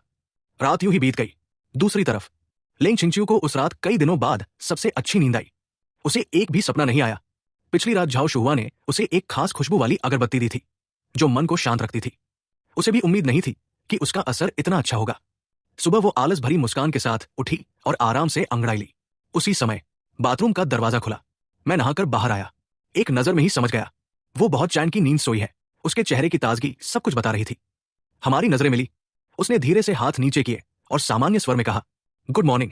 मैंने बिना किसी भाव के उसकी तरफ देखा। बात करने का बिल्कुल मन नहीं था। जल्दी से तैयार होकर नीचे चला गया। झाओ शुहुआ हमेशा की तरह सुबह जल्दी उठ चुकी थी। वो शालीनता से नाश्ता कर रही थी। मुझे देखते ही मुस्कुराकर बोली, आओ बेटा, नाश्ता कर लो। कितने दिनों बाद तुम्हारे साथ बैठकर नाश्ता करने का मौका मिला है। मैं वही खड़ा रहा, चेहरा गंभीर था। मैंने पूछा, माँ, कल रात आपने मेरे कमरे में क्या जलाया था? झाओ शुहुआ को लगा कि उनकी योजना सफल हो गई है। उनकी मुस्कान और भी चौड़ी हो गई। उन्होंने हंसते हुए पूछा, क्या पूरी रात नींद नहीं आई? मैंने सपाट चेहरे से जवाब दिया, आपकी मेहरबानी से सचमुच पूरी रात सो नहीं पाया। इतना कहकर मैं मुड़ा और तेज कदमों से बाहर निकल गया। पीछे से झाओ शुहुआ की आवाज आई, अरे दामाद जी, नाश्ता तो करते जाओ। लेकिन मैंने जैसे कुछ सुना ही नहीं। झाओ शुहुआ बेहद खुश थी। उन्होंने मन ही मन सोचा, पूरी रात नहीं सोया, लगता है अब जल्द ही मैं नानी बनने वाली हूं। उधर उसी समय लेंग छिंगचिू भी डाइनिंग रूम में आ गई। गुड मॉर्निंग माँ। आज उसका मूड काफी अच्छा लग रहा था। बैठते ही उसने दूध का गिलास उठाकर एक ही सांस में पी लिया। झाओ शुहुआ ने मुस्कुराकर पूछा, कल रात नींद कैसी आई? लेंग छिंगचिू ने मुस्कुराकर सिर हिलाया, बहुत अच्छी। आपकी दी हुई खुशबू सच में कमाल की थी। मैं एक बार सोई तो सीधे सुबह आंख खुली। कई दिनों बाद इतनी सुकून भरी नींद आई है। झाओ शुहुआ एक पल के लिए चौंक गई। सीधे सुबह तक सोती रही? हाँ। लेंग छिंगचिू मुस्कुराई। माँ, वो खुशबू आपने कहां से खरीदी? मुझे भी अब हर रात वही इस्तेमाल करनी है। झाओ शुहुआ ने सहज भाव से कहा, अब नहीं है, किसी ने मुझे तोहफे में दी थी। फिर मिलेगी तो तुम्हें भी दे दूंगी। उन्होंने देखा कि अचानक उनका मूड थोड़ा उतर गया है। लेंग छिंगचिू ने भी ज्यादा कुछ नहीं पूछा। नाश्ते के बाद झाओ शुहुआ ने चुपके से घर के नौकरों से पूछताछ शुरू की। वो जानना चाहती थी कि इन दिनों मेरे और लेंग छिंगचिू के रिश्ते कैसे हैं। लेकिन हर किसी का जवाब लगभग एक जैसा था, दोनों के बीच सब कुछ ठीक नहीं चल रहा। लेंग छिंगचिू अभी भी अपने पति के प्रति पहले जैसी ठंडी है और दामाद जी भी पहले जैसे नहीं रहे। अब वो हर समय लेंग छिंगचिू के पीछे पीछे नहीं घूमते। इतना ही नहीं, लेंग छिंगचिू अक्सर रात को घर भी नहीं लौटती और हाल ही में दोनों अलग अलग कमरों में सोने लगे हैं। ये सुनते ही झाओ शुहुआ समझ गई, मामला उम्मीद से कहीं ज्यादा गंभीर है। यहां तक कि उनका दामाद भी बदल गया था। कल रात भी इतना अच्छा मौका होने के बावजूद उसने लेंग छिंगचिू को हाथ तक नहीं लगाया।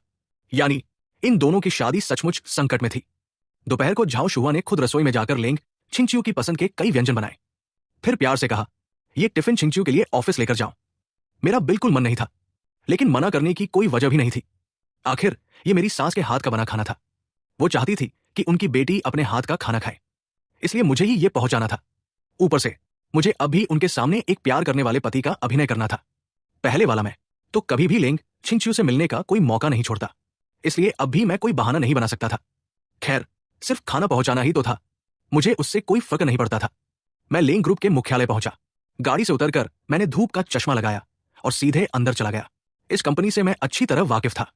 पिछले जन्म में न जाने कितनी बार यहां आया था। बिना किसी से पूछे भी मुझे हर रास्ता याद था। किसी का ध्यान अपनी तरफ न जाए, इसलिए मैंने सीईओ वाली प्राइवेट लिफ्ट नहीं ली। मैं सामान्य कर्मचारियों वाली लिफ्ट में चढ़ गया। वो सिर्फ 50वीं मंजिल तक जाती थी। उसके बाद ऊपर जाने के लिए दूसरी लिफ्ट लेनी पड़ती थी। शुरू में लिफ्ट में सिर्फ मैं था। फिर 2 कर्मचारी भी अंदर आ गए। वे मुझे नहीं पहचानते थे। आपस में बातें करने लगे। इस साल डिजाइन प्रतियोगिता में बहुत जबरदस्त मुकाबला है। मैं भी हिस्सा लेना चाहता था, लेकिन अब तो हिम्मत ही नहीं हो रही। दूसरे ने कहा, पता नहीं इस बार टॉप 5 में कौन कौन आएगा। क्या सॉन्ग ज़ेहाओ फिर से जीत पाएगा?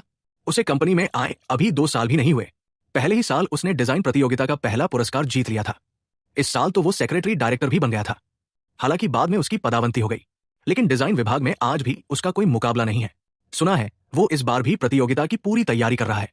लगता है फिर से बड़ा पुरस्कार जीतने की सोच रहा है। अगर इस बार भी स्पेशल अवार्ड जीत गया तो इसी साल कंपनी का गोल्ड मेडल डिजाइनर बन जाएगा। दोनों के चेहरे पर साफ ईर्ष्या दिखाई दे रही थी। यार, इंसान और इंसान में इतना फर्क कैसे हो सकता है? सिर्फ टैलेंट ही नहीं, वो दिखने में भी इतना हैंडसम है। ऊपर से बॉस भी उस पर खास मेहरबान है। इतना परफेक्ट आदमी हो तो बाकी लोग जिए कैसे? मैं पीछे खड़ा उनकी बातें सुन रहा था। सच कहूं तो सॉन्ग ज़िहाओ वाकई बेहद काबिल इंसान था। उसके पास टैलेंट भी था, अच्छी शक्ल सूरत भी, और लोगों से पेश आने की समझ भी। पिछले जन्म में मैं तो उसके सामने पूरी तरह हार चुका था। बाकी लोगों का क्या हाल होता ये समझना मुश्किल नहीं था, लेकिन इस जन्म में मेरे लिए अब सॉन्ग ज़िहाओ चाहे कितना भी अच्छा क्यों न हो, उससे मेरा कोई लेना देना नहीं था। मेरी नजर में वो बस एक आम इंसान था। मैं सबसे ऊपर वाली मंजिल पर पहुंचा और सीधे लिंग छिंगचियो के ऑफिस की ओर बढ़ गया। एक सेक्रेटरी ने मुझे देखते ही जल्दी से आकर कहा, मिस्टर लू, आप यहाँ? मैडम अभी ऑफिस में नहीं है, क्या मैं उन्हें अभी फोन कर दूं? मैंने सिर हिलाया, जरूरत नहीं, मैं अंदर बैठकर उनका इंतजार कर लेता हूं। सेक्रेटरी मुझे अंदर ले गई। लिंग छिंगचियो का ऑफिस बेहद विशाल और शानदार था। सजावट भी बेहद आलीशान थी, यहां तक कि अंदर एक छोटा सा गोल्फ खेलने का एरिया भी बना हुआ था। मैंने टिफिन टेबल पर रखा और गोल्फ खेलने लगा। वैसे मेरी गोल्फ बहुत खराब थी, हर बार गेंद होल के पास जाकर भी अंदर नहीं जाती थी। काफी देर बाद लगा कि इस बार सही निशाना लग गया है, लेकिन गेंद फिर से होल से चूक गई और दूर लुढ़क गई। उसी समय ऑफिस का दरवाजा खुला। गेंद जाकर ठीक लिंग छिंगचियो के पैरों के पास रुकी। वो एक पल के लिए ठिठक गई, फिर मेरी तरफ देखा और अनायास ही उसकी भौहें सिकुड़ गई। तुम यहां क्या कर रहे हो? मैंने गोल्फ स्टिक वापस रख दी। मां ने तुम्हारे लिए खाना भेजा है, जल्दी खा लो, फिर मैं चला जाऊंगा। उसकी नजर सेंटर टेबल पर रखे टिफिन पर पड़ी। उसने ठंडे स्वर में कहा, वही रख दो, अब तुम जा सकते हो। मैंने सिर हिलाया, नहीं, तुम्हारी मां ने कहा है कि तुम्हें खाना खाते हुए देखकर ही वापस आना, और वैसे भी मेरे लिए भी खाना भेजा है। मैंने टिफिन खोला, तुरंत खाने की खुशबू पूरे कमरे में फैल गई। मैंने 2 प्लेटों में चावल परोसे, एक प्लेट लेकर खुद खाना शुरू कर दिया। मुझे बहुत भूख लगी थी, उसका इंतजार करने का बिल्कुल मन नहीं था। लिंग छिंगचियो भी सुबह से लगातार काम कर रही थी, उसने नाश्ता भी नहीं किया था, उसे भी भूख लगी थी। ऊपर से ये सब उसकी मां के हाथ का बना हुआ खाना था, जो उसकी पसंदीदा डिशेस थी। वो भी सामने बैठ गई और खाना खाने लगी।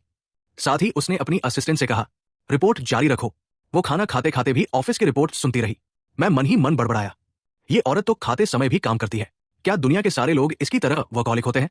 असिस्टेंट ने अपनी रिपोर्ट खत्म की, फिर एक फाइल निकालकर उसके सामने रखी। मैडम, ये इस साल की डिजाइन प्रतियोगिता में भाग लेने वालों की सूची है, कुल 10 लोग हिस्सा ले रहे हैं, कृपया देख लीजिए। लिंग छिंगचियो ने सूची पर एक नजर डाली और संतुष्ट होकर बोली, इस साल सबका उत्साह काफी अच्छा लग रहा है। असिस्टेंट मुस्कुराई, जी मैडम, इस बार विजेताओं को कम से कम 50 लाख नहीं, 50,000 नहीं, बल्कि 50 लाख नहीं, कम से कम 50,000। उसने तुरंत स्पष्ट किया, न्यूनतम पुरस्कार 50,000 नहीं, बल्कि 5 लाख। फिर उसने सही बात बताई, दरअसल इस बार इनाम काफी बड़ा है, इसलिए सभी बहुत उत्साहित है। मैं भी उत्सुक होकर सूची देखने लगा। पहली ही नजर में सॉन्ग ज़िहाओ का नाम दिखाई दिया। मैंने पूछा, क्या सॉन्ग ज़िहाओ इस बार भी पुरस्कार जीत जाएगा? फिर उत्सुकता से पूछा, पहले स्थान का इनाम कितना है? असिस्टेंट ने तुरंत जवाब दिया, हमारी कंपनी का सबसे बड़ा पुरस्कार स्पेशल ग्रैंड प्राइज है, जिसमें पूरे 50 लाख युवा नहीं, बल्कि 5 मिलियन 50 लाख का इनाम है। मैं हैरान रह गया, इतना ज्यादा? असिस्टेंट मुस्कुराई, जी, इस बार मैडम ने खुद इनामी राशि बढ़ाई है, क्योंकि इस साल की प्रतियोगिता कंपनी के लिए बहुत महत्वपूर्ण है। मैंने फिर पूछा, पिछले साल कितना इनाम था? ग्रैंड प्राइज 1 मिलियन था, बाकी पुरस्कारों में भी कम से कम 1 लाख युवान मिलते थे। मैंने पूछा, कुल कितने विजेता चुने जाएंगे? कुल 5 स्थान है, लेकिन इसका मतलब ये नहीं कि 5 को पुरस्कार मिलना ही तय है। मैं समझ नहीं पाया। असिस्टेंट मुस्कुराकर बोली, यानी सिर्फ टॉप 5 में आ जाना काफी नहीं है, डिजाइन ऐसा होना चाहिए जिसे मैडम खुद मंजूरी दें। अगर उन्हें कोई डिजाइन पसंद नहीं आया तो किसी को भी पुरस्कार नहीं मिलेगा। मैं हैरानी से बोला, इतना सख्त नियम? तभी मुझे पिछली जिंदगी की एक बात याद आ गई। उसी दौरान लिंग छिंगचियो और सॉन्ग ज़िहाओ न्यूयॉर्क बिजनेस ट्रिप पर गए थे। शुरुआत में मुझे इस बारे में कुछ पता नहीं था। बाद में न्यूयॉर्क की एक बड़ी परियोजना की बोली जीतने की खबर मीडिया में आई। मुख्य डिजाइनर के रूप में लिंग छिंगचियो के डिजाइन की हर जगह तारीफ हो रही थी। तभी मैंने वो खबर पढ़ी। उस रिपोर्ट में डिजाइन टीम के सदस्यों की सूची भी छपी थी और उसमें सॉन्ग ज़िहाओ का नाम भी था। ये देखते ही मैं पिछले जन्म में उससे बुरी तरह झगड़ पड़ा था। अब उन बातों को याद करने का मन नहीं था। बस इतना महसूस हुआ, लिंग छिंगचियो और सॉन्ग ज़िहाओ सचमुच एक दूसरे के लिए बने थे। दोनों बेहद प्रतिभाशाली थे और मैं उनके सामने बिल्कुल निकम्मा था। इसलिए जितनी जल्दी हो सके तलाक हो जाना ही बेहतर था। कम से कम रोज रोज उन दोनों को देखकर परेशान तो नहीं होना पड़ेगा। मैंने आगे कोई सवाल नहीं किया, चुपचाप सिर झुकाकर खाना खाने लगा। कुछ देर बाद लिंग छिंगचियो खाना खत्म कर चुकी थी। उसने चॉपस्टिक रख दी और असिस्टेंट से कहा, तुम जा सकती हो। असिस्टेंट आदर से सिर झुकाकर बाहर चली गई। अब पूरे ऑफिस में सिर्फ हम दोनों बचे थे। मैंने भी अपना खाना खत्म किया और सामान समेटने लगा। मैं चलता हूं, तुम्हारे काम में और बाधा नहीं डालूंगा। मैं सिर झुकाकर टिफिन समेट रहा था, इसलिए मुझे दिखाई नहीं दिया कि वो चमड़े के सोफे पर आराम से टिककर मुझे ध्यान से देख रही थी। कुछ देर बाद उसने पूछा, लगता है तुम मुझसे बहुत नाराज हो। मैंने उसकी तरफ देखा और हल्की मुस्कान के साथ कहा, तुम्हें ऐसा सिर्फ लग नहीं रहा, सच में हूं। वो मुस्कुराई, अच्छा, मुझसे इतनी नाराजगी किस बात की है? मैंने बिना झिझक जवाब दिया। तुम्हारे साथ बैठकर खाना खाने का सारा मजा खराब हो जाता है। उसकी आवाज तुरंत ठंडी पड़ गई। क्या कहा तुमने? अब मुझे उससे डर नहीं लगता था। मैंने साफ कहा, खाना खाते समय भी तुम काम करती रहती हो। ऐसे माहौल में किसका खाने का मन करेगा? वो हल्का सा हंसी। लेकिन अभी तो तुम्हें मेरे काम में बड़ी दिलचस्पी थी। मैंने समझाया, मुझे काम में नहीं, इनामी रकम में दिलचस्पी थी। वो मुस्कुराई। लू परिवार के बड़े बेटे को भी इतनी सी रकम आकर्षित करती है? वैसे भी हर महीने तुम्हें जितने पैसे मिलते हैं उससे ज्यादा तो जेब खर्च भी नहीं बनता। मेरे हाथ अचानक रुक गए। उसकी बात किसी जोरदार तमाचे की तरह लगी। हाँ, मेरे पास सचमुच कोई बचत नहीं थी। दुनिया मुझे अमीर घर का बेटा समझती थी, लेकिन हर महीने मुझे सिर्फ जेब खर्च मिलता था। दादाजी 2 लाख नहीं 20,000 युआन देते थे और लेंग छिंगच्यू हर महीने 30,000 देती थी। कुल मिलाकर मेरे पास सिर्फ 50,000 युआन का मासिक खर्च था। इसके अलावा मेरी कोई आमदनी नहीं थी, पैसे कमाने का कोई हुनर भी नहीं। यहां तक कि लेंग छिंगच्यू के पीछे भागते भागते मैंने अपनी पढ़ाई तक छोड़ दी थी। सोचने पर लगा, मेरे पास सचमुच कुछ भी नहीं था। हर मामले में मैं सॉन्ग ज़ेहाओ से पीछे था। मैं सच में एक निकम्मा इंसान था। लेकिन निकम्मा होने का मतलब ये नहीं कि कोई मेरा अपमान करे। मैं खड़ा हो गया, उसकी आंखों में देखते हुए बोला, तो तुम मुझे बिल्कुल बेकार समझती हो? वो मुस्कुराई। बताओ, ऐसी कौन सी बात है तुम्हें जिसकी वजह से मैं तुम्हारी इज्जत करूं? मैंने गहरी सांस ली। बहुत अच्छा, अब तुमने मुझे मजबूर कर दिया है। मैं साबित करके दिखाऊंगा कि तुम आज जो कह रही हो एक दिन उसी बात पर पछताओगी। वो व्यंग्य से हंस पड़ी। साबित करोगे? किस चीज से? तुम्हारे पास है ही क्या? उसकी नजरों में मैं एक नालायक, निकम्मा और नापसंद आदमी था। मैंने कोई बहस नहीं की, सीधे सेंटर टेबल से डिजाइन प्रतियोगिता की सूची उठाई। उसकी आंखों में देखते हुए एक एक शब्द साफ कहा, इस डिजाइन प्रतियोगिता में मैं भी हिस्सा लूंगा और मैं तुम्हें साबित करके दिखाऊंगा कि मैं बेकार नहीं हूं। वो कुछ पल के लिए सचमुच चौंक गई। तुम इस प्रतियोगिता में? ध्यान से देखो, ये आर्किटेक्चरल डिजाइन कॉम्पिटिशन है, फूल पत्तियों की ड्राइंग बनाने की प्रतियोगिता नहीं। मैंने बिना झिझक जवाब दिया, मुझे पता है मैं इसी प्रतियोगिता में हिस्सा लूंगा। मेरे चेहरे पर पूरा आत्मविश्वास देखकर लेंग छिंगच्यू कुछ पल के लिए चुप रह गई। ये आदमी इतना आत्मविश्वास आखिर लाता कहां से है? तुमने तो कॉलेज भी पूरा नहीं किया, तुम्हें आर्किटेक्चरल डिजाइनिंग के बारे में क्या पता? मैं बोला, अरे घर का डिजाइन ही तो बनाना है, अंदर का स्ट्रक्चर बनाना मुझे नहीं आता, लेकिन बाहर का लुक तो मैं बना ही सकता हूं। लेंग छिंगच्यू ने ठंडी हंसी के साथ कहा, अगर इतना आसान होता तो हर गली में डिजाइनर घूम रहे होते। मैं बोला, मुझे पता है कि इतना आसान नहीं है, लेकिन मैं बना सकता हूं। अगर मेरे बनाए हुए एक्सटीरियर डिजाइन को तुमने पसंद कर लिया तो मेरी जीत होगी। लेंग छिंगच्यू ने सिर हिलाया, ठीक है, तुम सिर्फ बाहरी डिजाइन बनाओ, मैं भी देखती हूं कि तुम्हें सच में इतना हुनर है या नहीं। मैंने आगे कहा, अगर मैं जीत गया तो 50 लाख का प्राइज भी मेरा होगा। लेंग छिंगच्यू ने बेबस होकर कहा, पहले ये तो देख लो कि तुम्हारे पास इतनी काबिलियत है भी या नहीं। मैं मुस्कुराया, है या नहीं ये तब पता चलेगा। लेंग छिंगच्यू अब भी मेरी सोच समझ नहीं पा रही थी। उसे बिल्कुल यकीन नहीं था कि मेरा डिजाइन उसकी मंजूरी पा सकता है। वो उठकर मेरे सामने आ खड़ी हुई और बोली, अगर तुम्हारा डिजाइन इस प्रतियोगिता का सबसे बेहतरीन निकला तो 50 लाख का इनाम तुम्हें दे दूंगी। मैंने उत्साह से उसकी ओर उंगली करते हुए कहा, यह बात तुम्ही ने कही है, अब इंतजार करना, इनाम मेरा ही होगा, बाद में मुकरना मत। उसने मेरा हाथ पकड़कर उंगली नीचे करते हुए कहा, मेरी बात पर शक करने की तुम्हारी हैसियत नहीं है और आगे से मेरी तरफ उंगली मत उठाना। मैंने झटके से अपना हाथ छुड़ाया, गुस्से में नाक सिकोड़कर मुड़ा और बाहर निकल गया।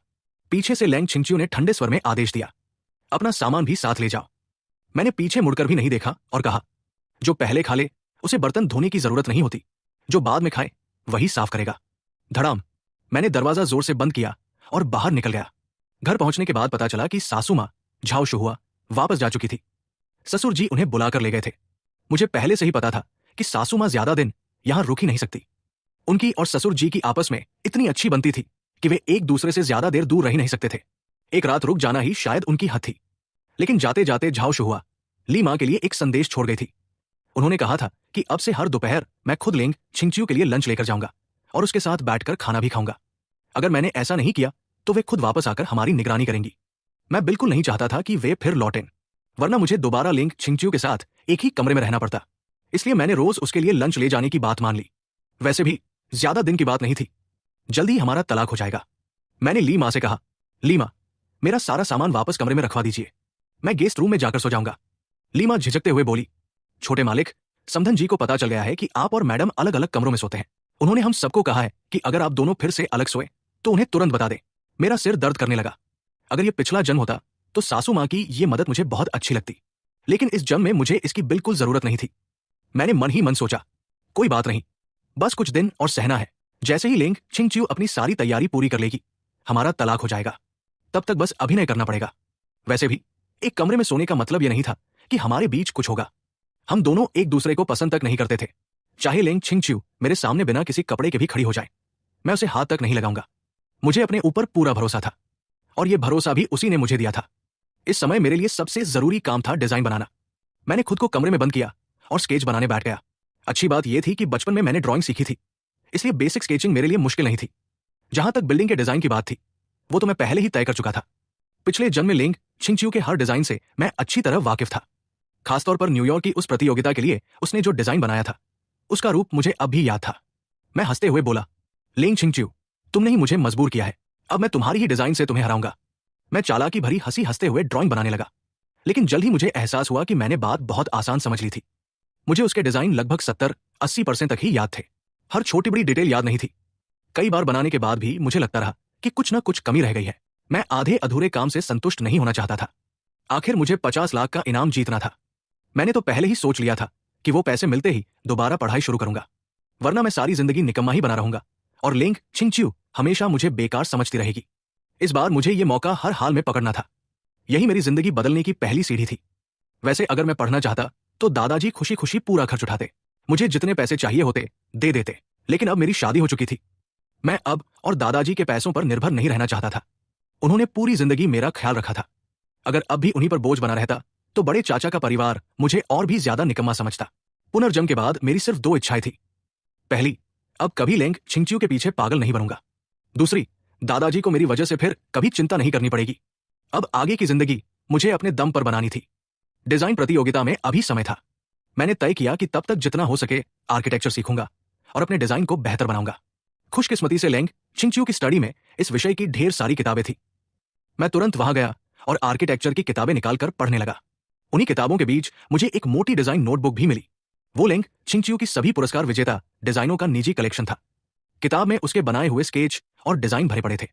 भारी भरकम तकनीकी बातें मेरी समझ से बाहर थी, इसलिए मैंने सिर्फ तस्वीरें और स्केच देखने शुरू किए। जितना समझ सकता था उतना समझने की कोशिश करने लगा। शाम को जब लेंग छिंगच्यू घर लौटी तो उसने देखा कि स्टडी का लाइट जल रहा है। हैरानी से ऊपर आई और दरवाजा खोलकर अंदर झांका। मैं उसकी मेज पर बैठा पूरी तन्मयता से किताबें पढ़ रहा था।